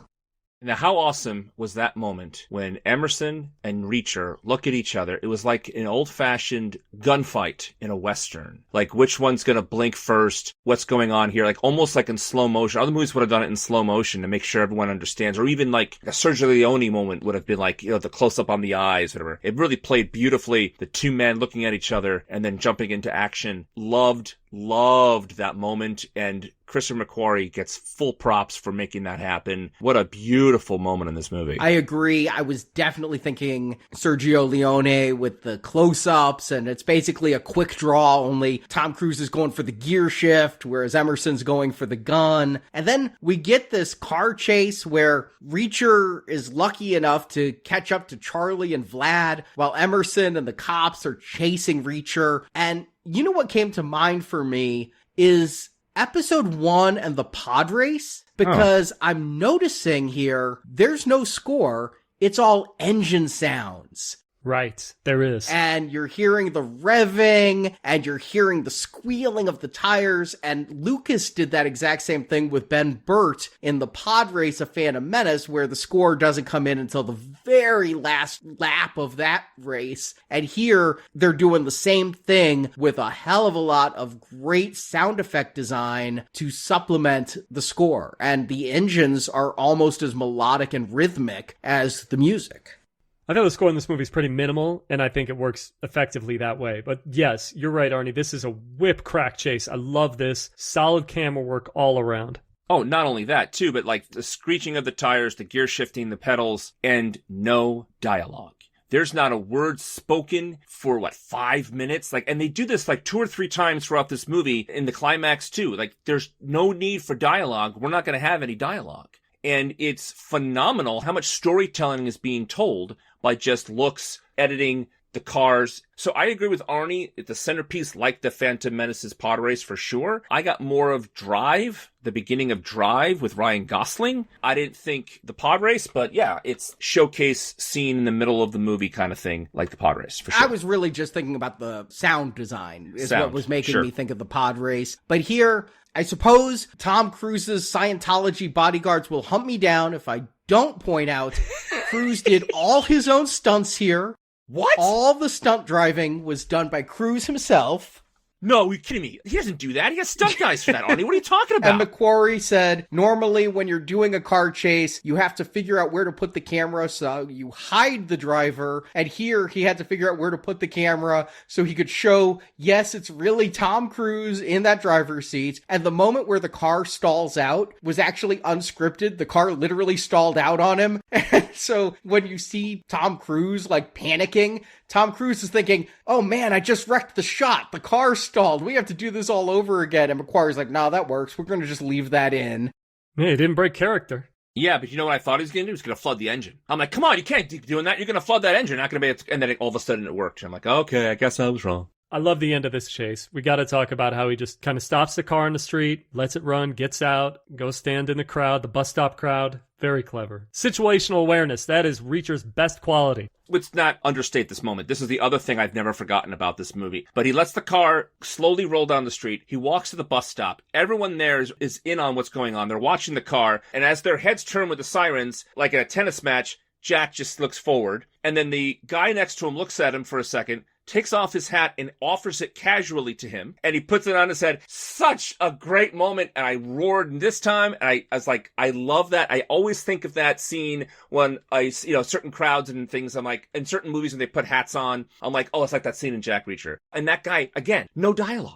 The guy does everything with his face. And then he's on the bus with Cruise later on. Just a funny pat button moment on a fantastic car chase. I also like that when the police show up, that guy who gave him the hat and another guy both step in front of Jack so that Jack's in the crowd and not just visible from the street. The fact that just every single person on that street corner is like, screw them cops, is just perfect. It's a good way of keeping the audience on Reacher's side all the way through the movie. Or it's not like I left it, but it reminds us that everybody knows he's the hero here, and they don't trust the police. So there you go. See, that's what I'm talking about. Moments like this, I want more of so I can be on his side. Because a lot of the time I'm having trouble figuring out, what is this movie telling me? Do I want to be on this guy's side or not? It's challenging for me because when they kill Sandy, it brings you right back into the harsh reality of how awfully cruel and how they disregard life, those villains do, right? Because the way they kill her is just brutal. They hit her in the head and then just suffocate her. What a horrible way to die at 19 years old. It's just terrible. And this movie does not shy away from that. So it's very challenging that the darkness of this movie is pervasive. So we do need something like these kinds of moments more to make it balance out the fun and the sadness of the situation. So Reacher heads to Ohio to meet up with his Days of Thunder co-star Robert Duvall, who I think brings so much life into this movie. I'm not the world's biggest Robert Duvall fan, nothing against the man. I don't dislike him, but I feel like in this movie specifically, he brings a levity that no other character has. Like, he's just a funny guy. And it's his presence. I think I know exactly what you're trying to say, Arnie. It's oxygen. It's a B12 shot right toward the end to wake you up again. And it enhances the credibility of the film to have an actor like Robert Duvall here. Yeah, I mean, obviously it's a paycheck role for Robert Duvall, and what he does with this role is exceptional. I completely agree that he is a breath of fresh air in this movie. The characterization he has here, the way he works with Cruise, the way Cruise works with him, the whole thing works. And thank goodness they got an actor of this caliber at this late moment in the movie, right? They needed this, and they needed this guy. So the right guy at the right moment, and thank God he's here. So they do this silly thing, at least it seemed silly to me the first time I watched it, that if Reacher wants Cash to talk, Reacher needs to prove himself as a gunman. But what it really is, again, Reacher introduced himself as a baseball player, and Cash knows who Reacher really is. Saw him shoot a decade earlier, remembered him as an amazing shot, and to go, oh yeah, you really are that guy, takes him out to the gun range, makes him shoot 3 shots plus 1 warm-up shot. And this gives the information that Barr, when he came shooting, always came with a friend. And when we see the video, the friend is Jai Courtney. So we know where Jai Courtney learned to shoot. We know his relationship to Barr. And we know that the frame job is very, very real. And Cruise has the evidence to prove it. I also love that this isn't going to be the last we're going to see of Robert Duvall. I think that's great, too. This is not just a little cameo part. I agree. I thought it was just going to be this one little bit that he comes back in the climax is nice. We'll talk about if he does anything in that climax. But during this, he's also been calling Helen some, who's been talking with her father. And Reacher knows someone set him up and says only 3 people knew I was here. You, Emerson, and your father. Who has the most to lose if we clear Barr? And so that leads Helen to wonder, is my dad a criminal? And she realizes she pulled all this information on Lieben whatever, and now she's going to be a target. Will her father even help her? Or is he in on it and is going to hang her out to dry? Did you think it was Richard Jenkins, or did you think it was the cop Emerson? I thought it was Richard Jenkins. What can I say? I thought it was going to be the dad. He's a more well-known actor to me. He's a character actor. He's an old white guy. They often make villains old white guys. Look at Palpatine. So I thought it was going to be him. They have an old white guy who actually is the villain later on, like Werner Herzog. But again, I mentioned earlier in the movie, yeah, he's here as the red herring, and exceptionally well. You really think it's going to be him, and especially with this scene, even though I know it's not him, because I read the book and I've seen the movie before, they make you really believe it's him. It's great. And then Emerson's turn in the elevator is, what a great shot. What a great performance. It's the reason we love this actor today. He's amazing in Selma. Just the guy's a great actor, and this is one of his first big movie roles, and gosh, doesn't he play it to the hilt? He's great. Again, I figure he's on Werner Herzog's payroll, but his immediate turn to villainy, tasing Helen and taking her to the quarry, is sudden. Yeah, it's sudden. They're trying to wrap the whole thing up quickly in a nice little bow to condense this ending as quickly as they can. I'm not going to go into it. It's not worth it. But because there are characters they cut out, this is the ending we're having here. She's the one who's kidnapped. The one thing that Duvall's character does come back to help them, like he does here, but there's a lot more going on at the climax here because there's like 4 other characters who aren't present right now because they're not in the movie. That's all. And we're going to get a little bit more humor here when Reacher is on the phone with Charlie. And Charlie, this is the scene where the villain says, hey, I got your girl, and you're going to do this. You come alone, you don't call the cops, that kind of thing. And Reacher's like, click, hangs up on him. And then he calls back, and then Reacher's like, I'm going to tell you how it's going to go when I'm goddamn good and ready. Something like that. He does go to the quarry. Cash shows up. He won't give Reacher a gun. Here's a knife. Good luck. And I don't know who you hang around with, but I just met you. I'm not going to hand you a gun and let you go murder people. And so we get this big action climax. Can you explain to me, though, what Cash is doing? I know Reacher, Tom Cruise, the hero of the movie, is going to go down there and bludgeon Vlad to death and shoot other bad guys, but up in the rocks in a good sniper position is Cash, who he says he has bad night vision, but it's like he's shooting literally by ear. He's not even looking at the scope, and he's firing off some shots. Yeah, I think we're supposed to take away that he is listening to where shots are coming from, where he hears Jai Courtney, and then he's able to turn and fire there. Yeah, he's got superhuman hearing when it comes to shooting. I don't know. Except then, after those first few shots, he uses the scope like a normal human being. So I don't understand what he was doing with that. My takeaway was he wasn't shooting people. He was running defense for Reacher because he refuses not only to let Reacher kill people, but he won't kill people either because he doesn't know these folks. He's just protecting his new friend. That's why I loved what he was doing here. Yeah, was it weird that he was not looking where he was shooting? Yeah, absolutely. But what really stood out to me more was the strength of this character of sticking by his morals, but still helping this person who he knows needs his help. Right. He shoots the rifle that Jai Courtney is holding. Right.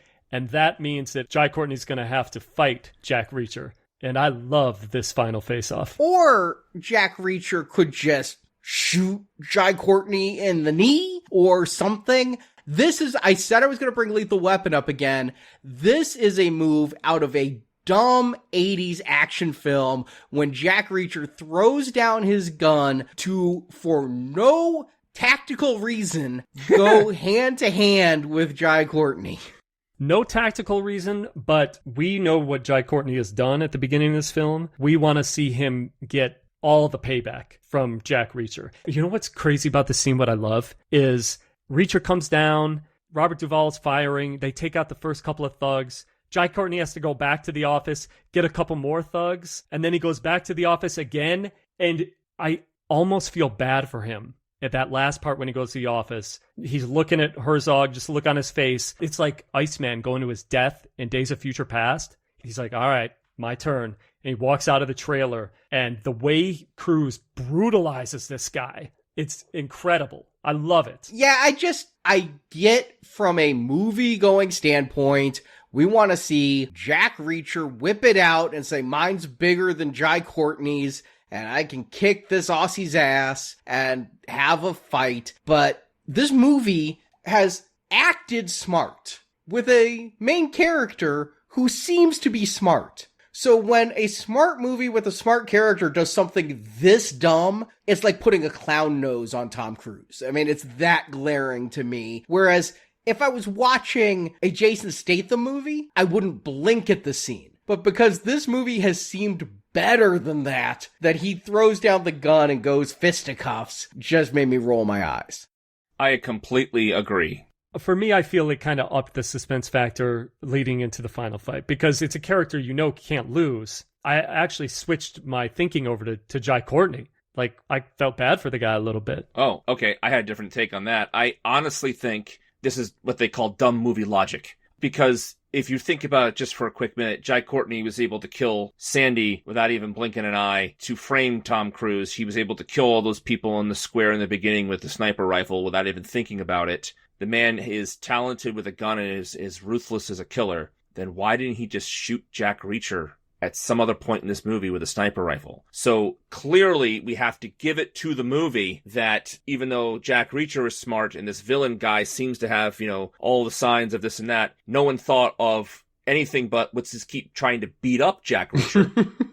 Why don't you just shoot Jack Reacher? It's kind of like the Dr. Evil, Scott Evil kind of thing. I just don't understand why there wasn't a scene with this guy using a sniper rifle on Jack Reacher, but then they tried to kill him with a gun, and if they try to do it again, then it would be too suspicious, so they have to go a different way. That scene's missing, because that is key, because they keep going after this guy with fists when all you need is a gun.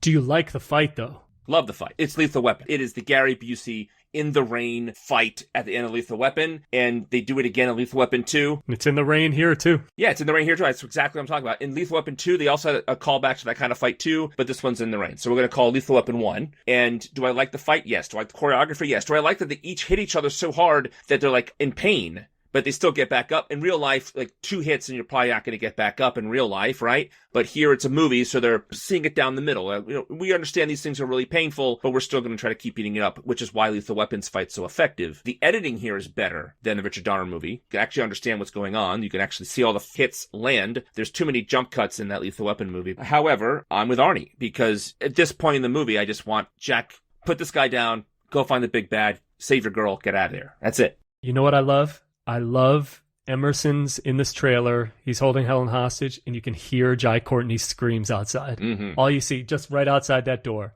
It's fantastic. And then you think that there's going to be a confrontation between Reacher and Emerson, but no, he lets him know how he deduced that Emerson might be involved, how he deduced the motive behind the killing and who the killer was, and then he just swoops by the doorway and shoots Emerson, and that's it. Emerson is hiding behind Helen.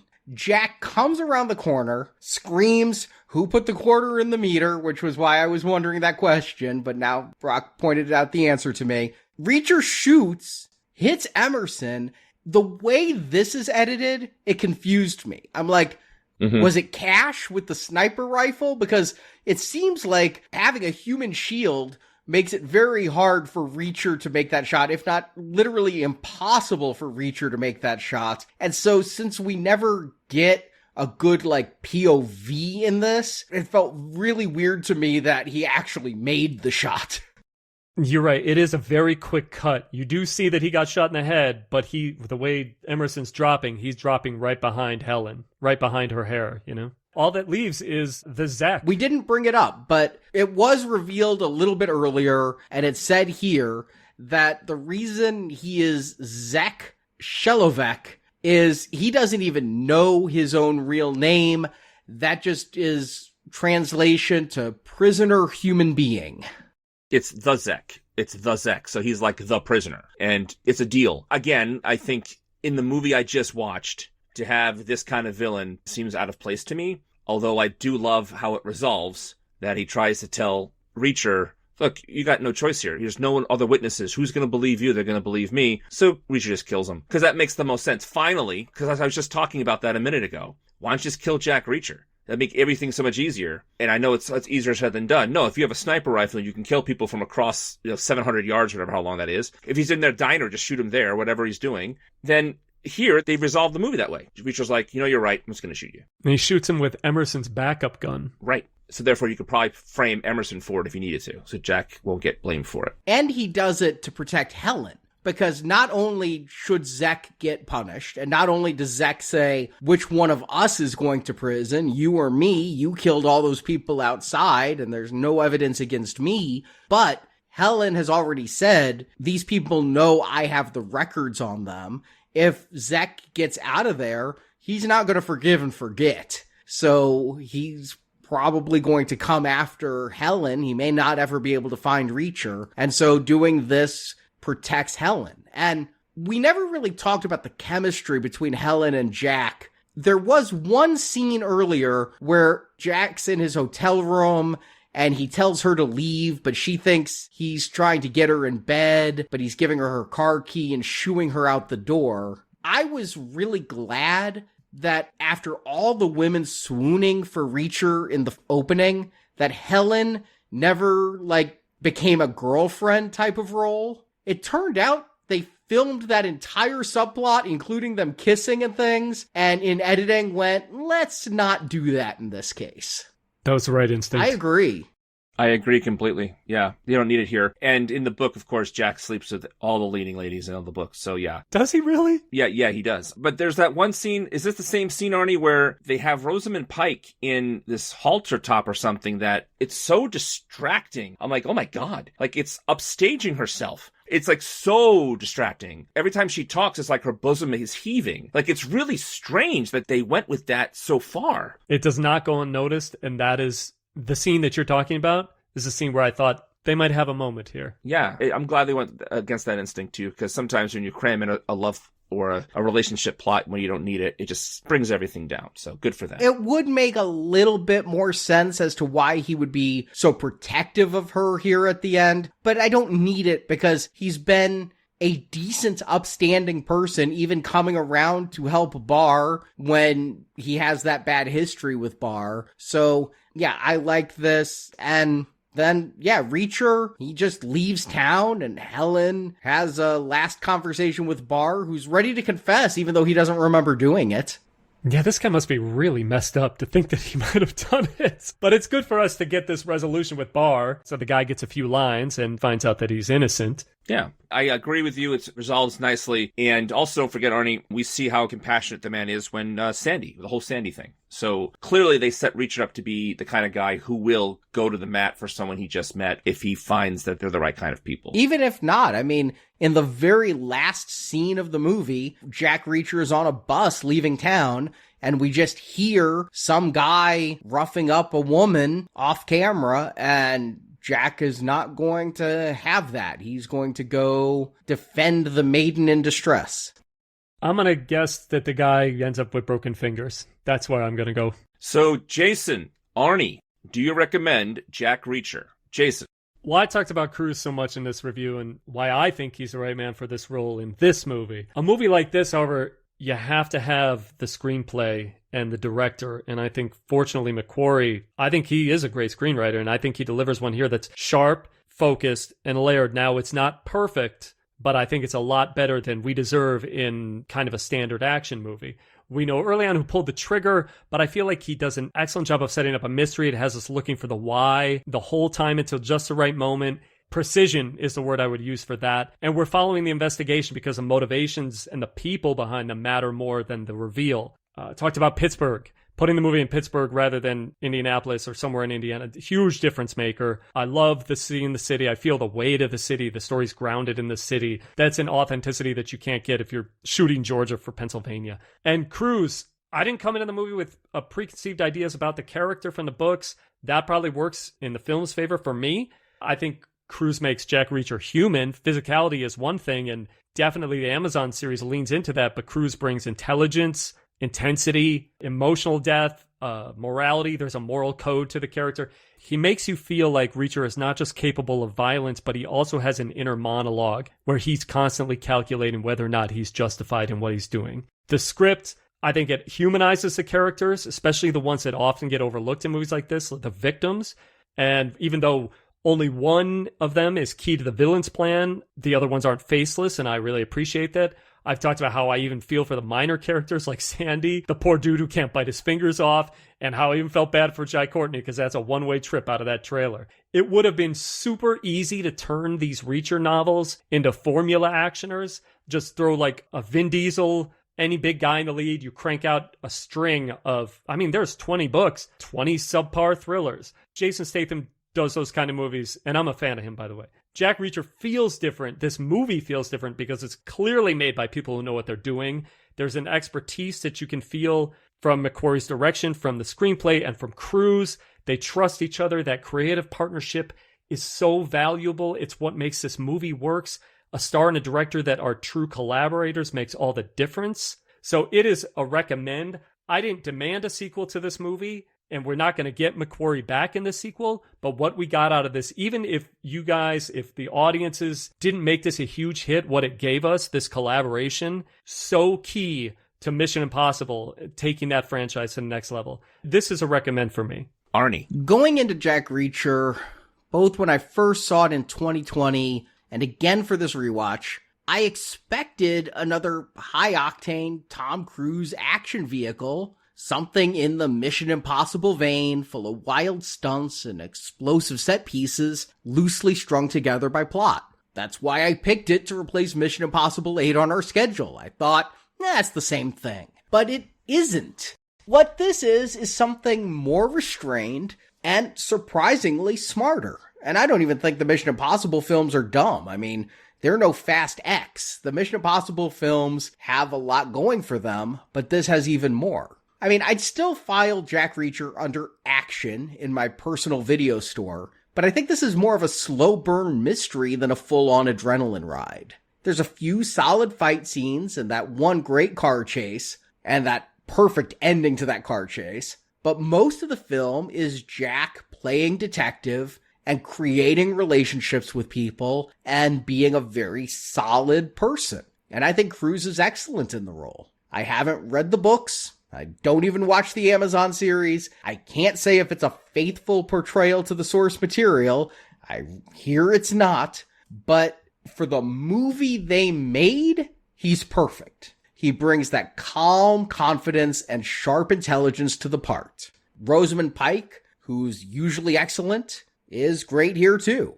I think her character doesn't get quite as much to do as I'd like, when she's sent to talk to the families while Jack does the real investigating, and then she's left just having repeated conversations with her father while Jack's having car chases and on the run. She's a real solid actress who could do more with this character. And I'd hoped she'd return for the sequel. She doesn't, but I hoped with Jack Reacher 2 she'd come back. I also still think they made a really good choice by cutting the scenes where Helen's a love interest. Not having that trope in this film is refreshing. Unfortunately, she does fall into the damsel in distress trope late in the game, but I think she brings real conviction and holds her own with Cruise. And then the supporting cast here is a standout. I mean, Werner Herzog, mostly a film director, being talked here as an actor. He's just memorably creepy in a smaller role.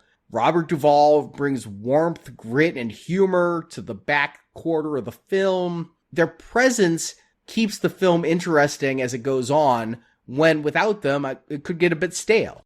Then the look of the film, I talked early on about the city shots, the extreme close-ups of objects. There's also this one great shot of Pike and Cruise having an intense conversation, and we film Tom Cruise from the back so that you can see Pike's performance. But Cruise is also in a crystal clear reflection in the window, so you're getting 100% of Cruise's performance. That trick and the composition in the frame, all of it looks much better than I expected. And I'm sure cinematographer Caleb Deschanel deserves some shout-outs for that. I mean, he's been working on classics like The Right Stuff, The Natural. He was even a photographer on Apocalypse Now. This guy has a long career, 6 Oscar nominations, and it shows with Jack Reacher. If I have a criticism about Jack Reacher, it's that the mystery isn't as engaging as it could be. We're told in the first frames of the movie, Barr isn't the real shooter, and the motivation behind the crime,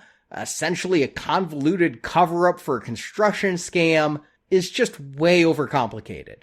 And while this film doesn't aim to be a character study, I wouldn't have minded a little more growth or depth for Jack and Helen.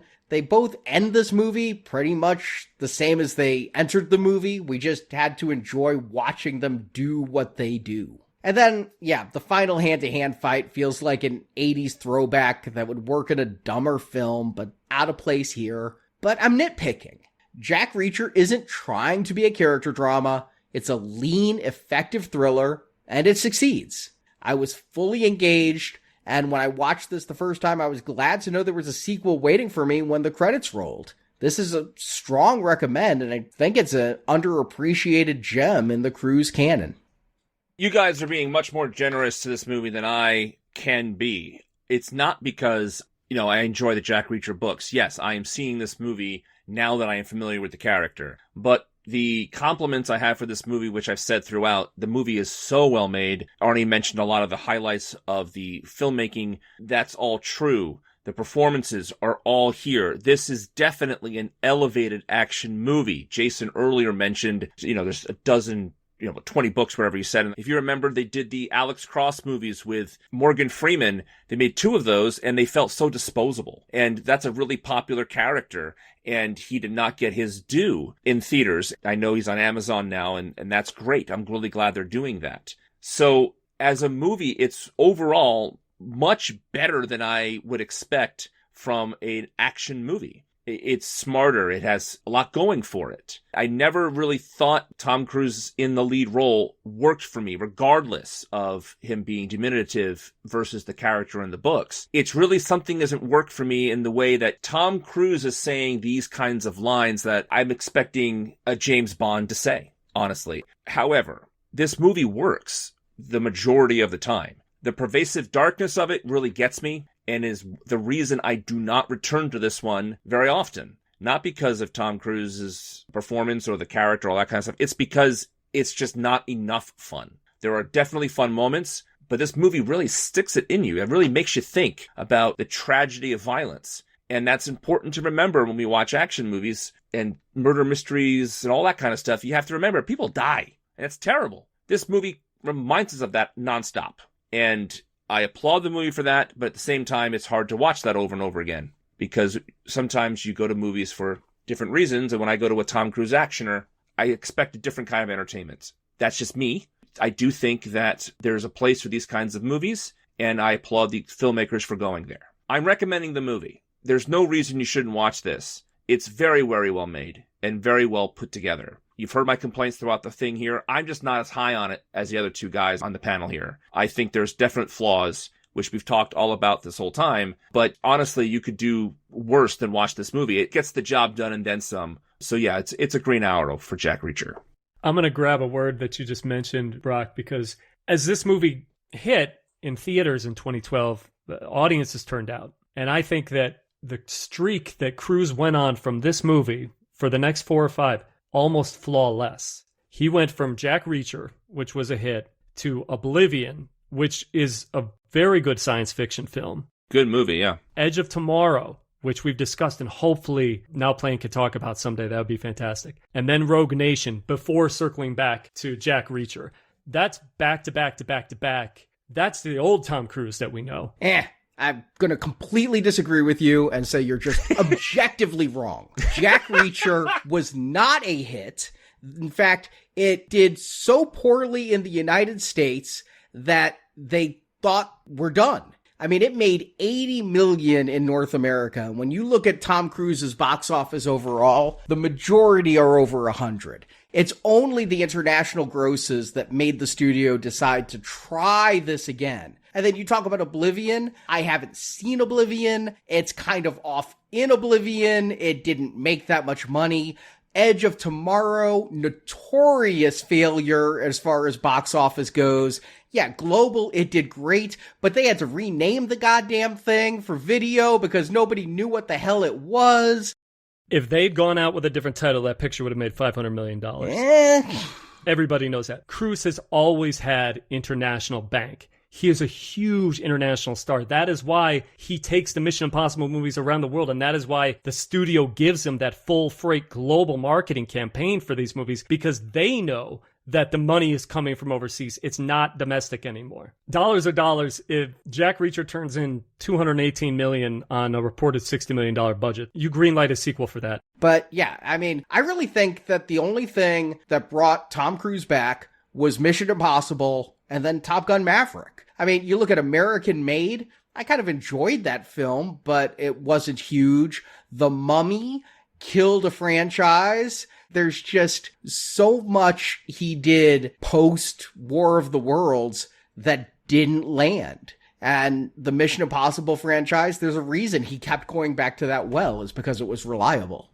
Well, I think that that'd be the case with any actor. But look, we could talk about The Mummy, and I thought that maybe we would after we get through with Jack Reacher and never go back. American Made, I just kind of look at that as a small little comedy crime film. It wasn't going to hurt anybody, and it didn't have a huge budget, and it wasn't going to make a lot. But we aren't done talking Tom Cruise or Jack Reacher. There is a second film, and we're going to be reviewing it this Friday, free for everyone. Friday's usually our patron show or our donation show, but our schedule's in a bit of disarray, And we just want to thank you listeners for sticking with Now Playing during this time when we're not covering the big releases the way we'd like to be. And we wish Stuart was better, faster, primarily for his health and his feeling good, but also because we miss him. And we know you listeners miss him, but we're not going to ask him to come back a day before he's 100%. His well-being is our paramount concern.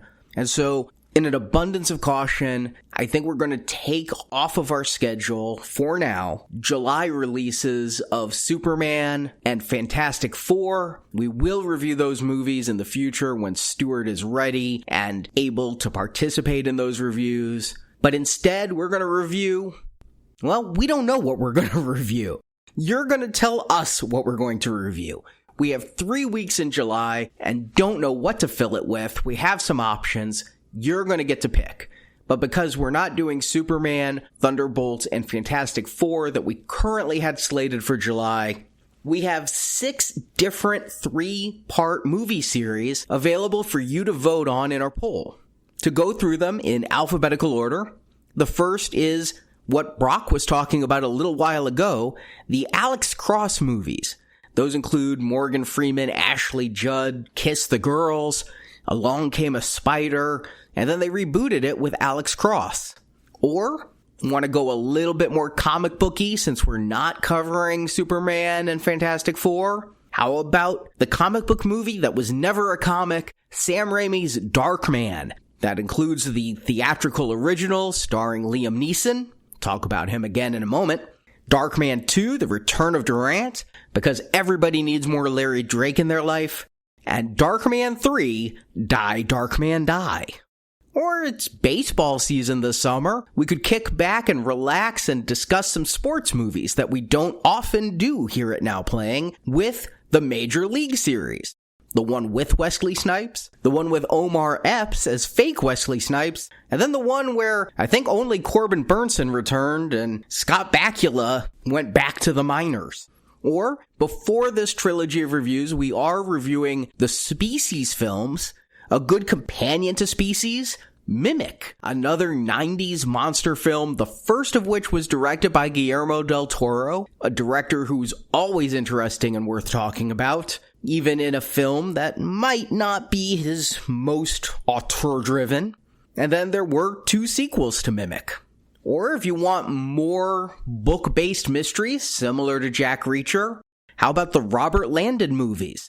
We kinda gave Ron Howard a hard time with our review of Apollo 13 a few weeks ago. Does he deserve it? We have 3 Ron Howard, Tom Hanks team-up films here with The Da Vinci Code, Angels and Demons, and Inferno. So that could be our review. Or the final choice, we at Now Playing have a particular set of skills, and that level of skills is reviewing movies. We will find them, and we will recommend them. And will that be the Taken series starring Liam Neeson? You tell us. If you head to nowplayingpodcast.com, at the top of the page where you normally see our banner for our donation drive, you can see a banner to go to our poll and vote which trilogy we cover this July. The poll will be open for 2 weeks, and so we look forward to seeing what you tell us we're going to review. But again, thank you for listening to Now Playing during this time of schedule upheaval and moving things around and delaying certain reviews. We know that you're there for Stuart. All of your feedback and outpouring of support through social media has meant so much to all of us and to him. Thank you so much. We appreciate you listening, and hopefully we'll show that appreciation with this Friday's review, free for everyone, of Jack Reacher 2. Never Go Back. Looking forward to talking about Jack Reacher Never Go Back when we come back to Now Playing. Thanks for the coffee, counselor. Wait, that's it? It's just over? You'll be alright, counselor. No. What if I need you? How'll I find you? Well, you don't need me. Not anymore. Thank you for listening to this Now Playing podcast movie review. You're very intense. You know that? We hope you enjoyed the show. Like I said, it's damn fine work. Help us spread the word about this show by leaving a 5-star review on Stitcher, Podbean, iTunes, or your podcast store of choice. Your next move will tell me which side you're on. Want more reviews like this one? In the archives section of NowPlayingPodcast.com, you'll find more than 1,000 in-depth movie reviews from our panel of hosts. Listen to me, you prick. On our site, you can hear reviews for every installment in the world's biggest film franchises, including the Marvel Cinematic Universe, Star Wars, Spider-Man, Batman, X-Men, James Bond, Middle-earth, Jurassic Park, Fast and Furious, and Transformers. Why do I feel like you're enjoying this? Plus, we have individual movie reviews, such as Titanic, E.T., Inception, Big Hero 6, Ready Player One, Pulp Fiction, Apocalypse Now, Doctor Strangelove, and hundreds more. Remember, you wanted this. And come back to NowPlayingPodcast.com next Tuesday for another all-new movie review podcast. They're ready for you. I'd like to think so. Support from listeners like you keeps Now Playing Podcast on the air. You help me out, I'll be in your debt. You can donate directly by tapping the support button at NowPlayingPodcast.com. I'll pay later. You won't be able to. And you can join our crowdfunding campaign for early access to new episodes, exclusive reviews, and bonus reviews available for a one-time contribution. I can't afford you. I'm not a hooker. Oh, then I really can't afford you. Need more Now Playing? Subscribe to our In Focus weekly newsletter for exclusive digital download giveaways, celebrity interviews, behind-the-scenes insights, and more. Sign up through the subscribe page on our website and get it delivered to your inbox every Friday. Forest for the trees, Detective. Forest for the trees. You can also compare notes with us on Letterboxd. Go to letterboxd.com/nowplaying. You never took any notes. Oh, I don't need to. And follow Now Playing on Facebook, Twitter, Instagram, and our YouTube channel. I don't like being followed. Now Playing Podcast is produced by Arnie Carvalho. You think? All the time. You should try it. Associate produced by Jason Latham. One look at this guy and you know he'll do anything to survive.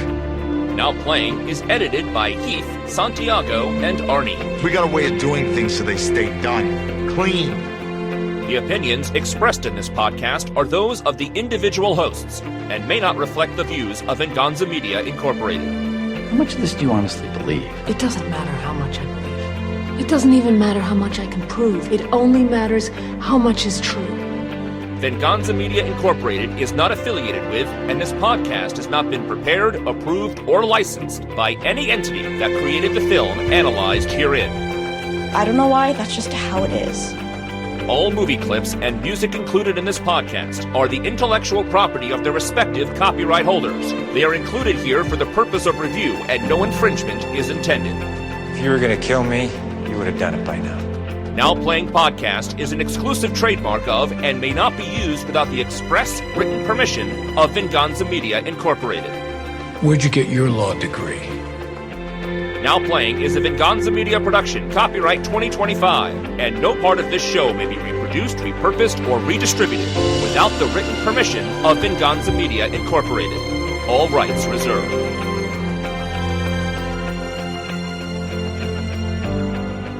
You think I'm a hero? I am not a hero. I'm a drifter with nothing to lose.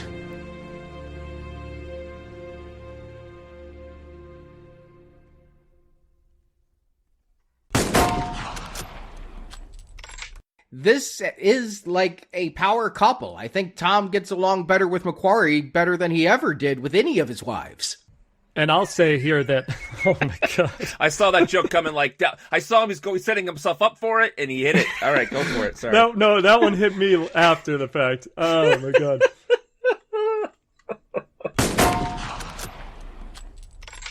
I don't know about you guys, but I go to Goodwill and pick up women all the time. You know, that's just where they are. That's what you got to do. Church and Goodwill. That's where you find the right ones. Yep, that's right. Libraries, that kind of thing.